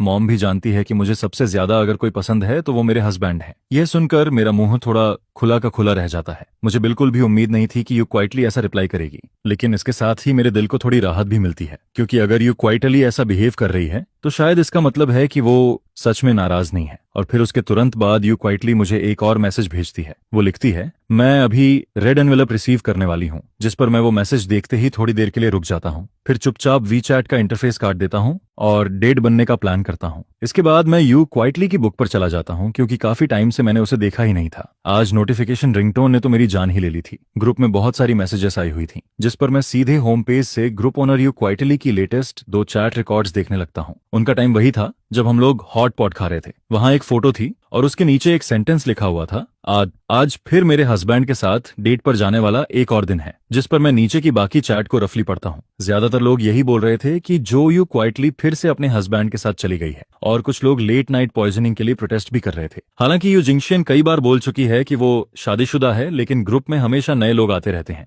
और कुछ लोग ऐसे भी होते हैं जिन्हें इसके बारे में पता नहीं होता है। जिस पर मैंने डायरेक्टली एट करके यू क्वाइटली से पूछा, क्या ऑथर मैरिड है? On off course you quietly के रिप्लाई का इंतजार करना पॉसिबल नहीं था, लेकिन ग्रुप में बाकी एक्टिव लोग तुरंत मेरे सवाल का जवाब देने लगते हैं। जिस पर उनमें से एक कहता है, ऊपर वाला डेफिनेटली नया मेंबर है। ऑथर की शादी हुए आधे साल से भी ज्यादा हो चुका है। शादी के बाद से वो खुद को हमेशा 38 साल की मैरिड वुमन बोलती रहती है। फिर दूसरा पर्सन लिखता है, उसने अपने हस्बैंड के साथ घूमने के लिए 3 दिन की छुट्टी ली थी। और फिर एक और मैसेज आता है, उसने सॉफ्ट स्ट्रॉबेरीज सुखा दी, अब वो पहले की तरह एक्टिव नहीं रहती है, हर दिन बस फिशिंग करती रहती है। जिस पर कोई और कहता है, मुझे तो वो टाइम बहुत मिस होता है जब उसकी शादी नहीं हुई थी, उस टाइम वो बहुत मेहनती थी। फिर एक और मैसेज आता है, लेकिन शादी के बाद हर 3 दिन में छुट्टी मांगती है, या तो डेट पर होती है या फिर बेबी के साथ होती है। यह सुनकर मैं आधे प्रोविंस तक साइलेंट हो जाता हूँ। फिर मैं जल्दी से बात को कवर करता हूँ और यू क्वाइटली की बुक पर क्लिक कर देता हूँ, जिस पर मैं उसकी लेटेस्ट टब बुक खोलता हूँ और उसमें सच में बहुत सारे लीव नोट्स दिखाई देते हैं। हनीमून पर हस्बैंड के साथ जा रही हूँ, हस्बैंड के साथ डेट पर जा रही हूँ, इसलिए 2.5 महीने की छुट्टी, फैमिली ऑफ 3 को बाहर घुमाने ले जा रही हूँ, इसलिए 2 दिन की छुट्टी, आधा दिन की छुट्टी। ये सब देखकर मैं थोड़ा कंफ्यूज्ड हो जाता हूँ, जिस पर मेरे दिमाग में बस एक ही सवाल आता है, क्या यू क्वाइटली का सच में यू के साथ एक बच्चा भी है?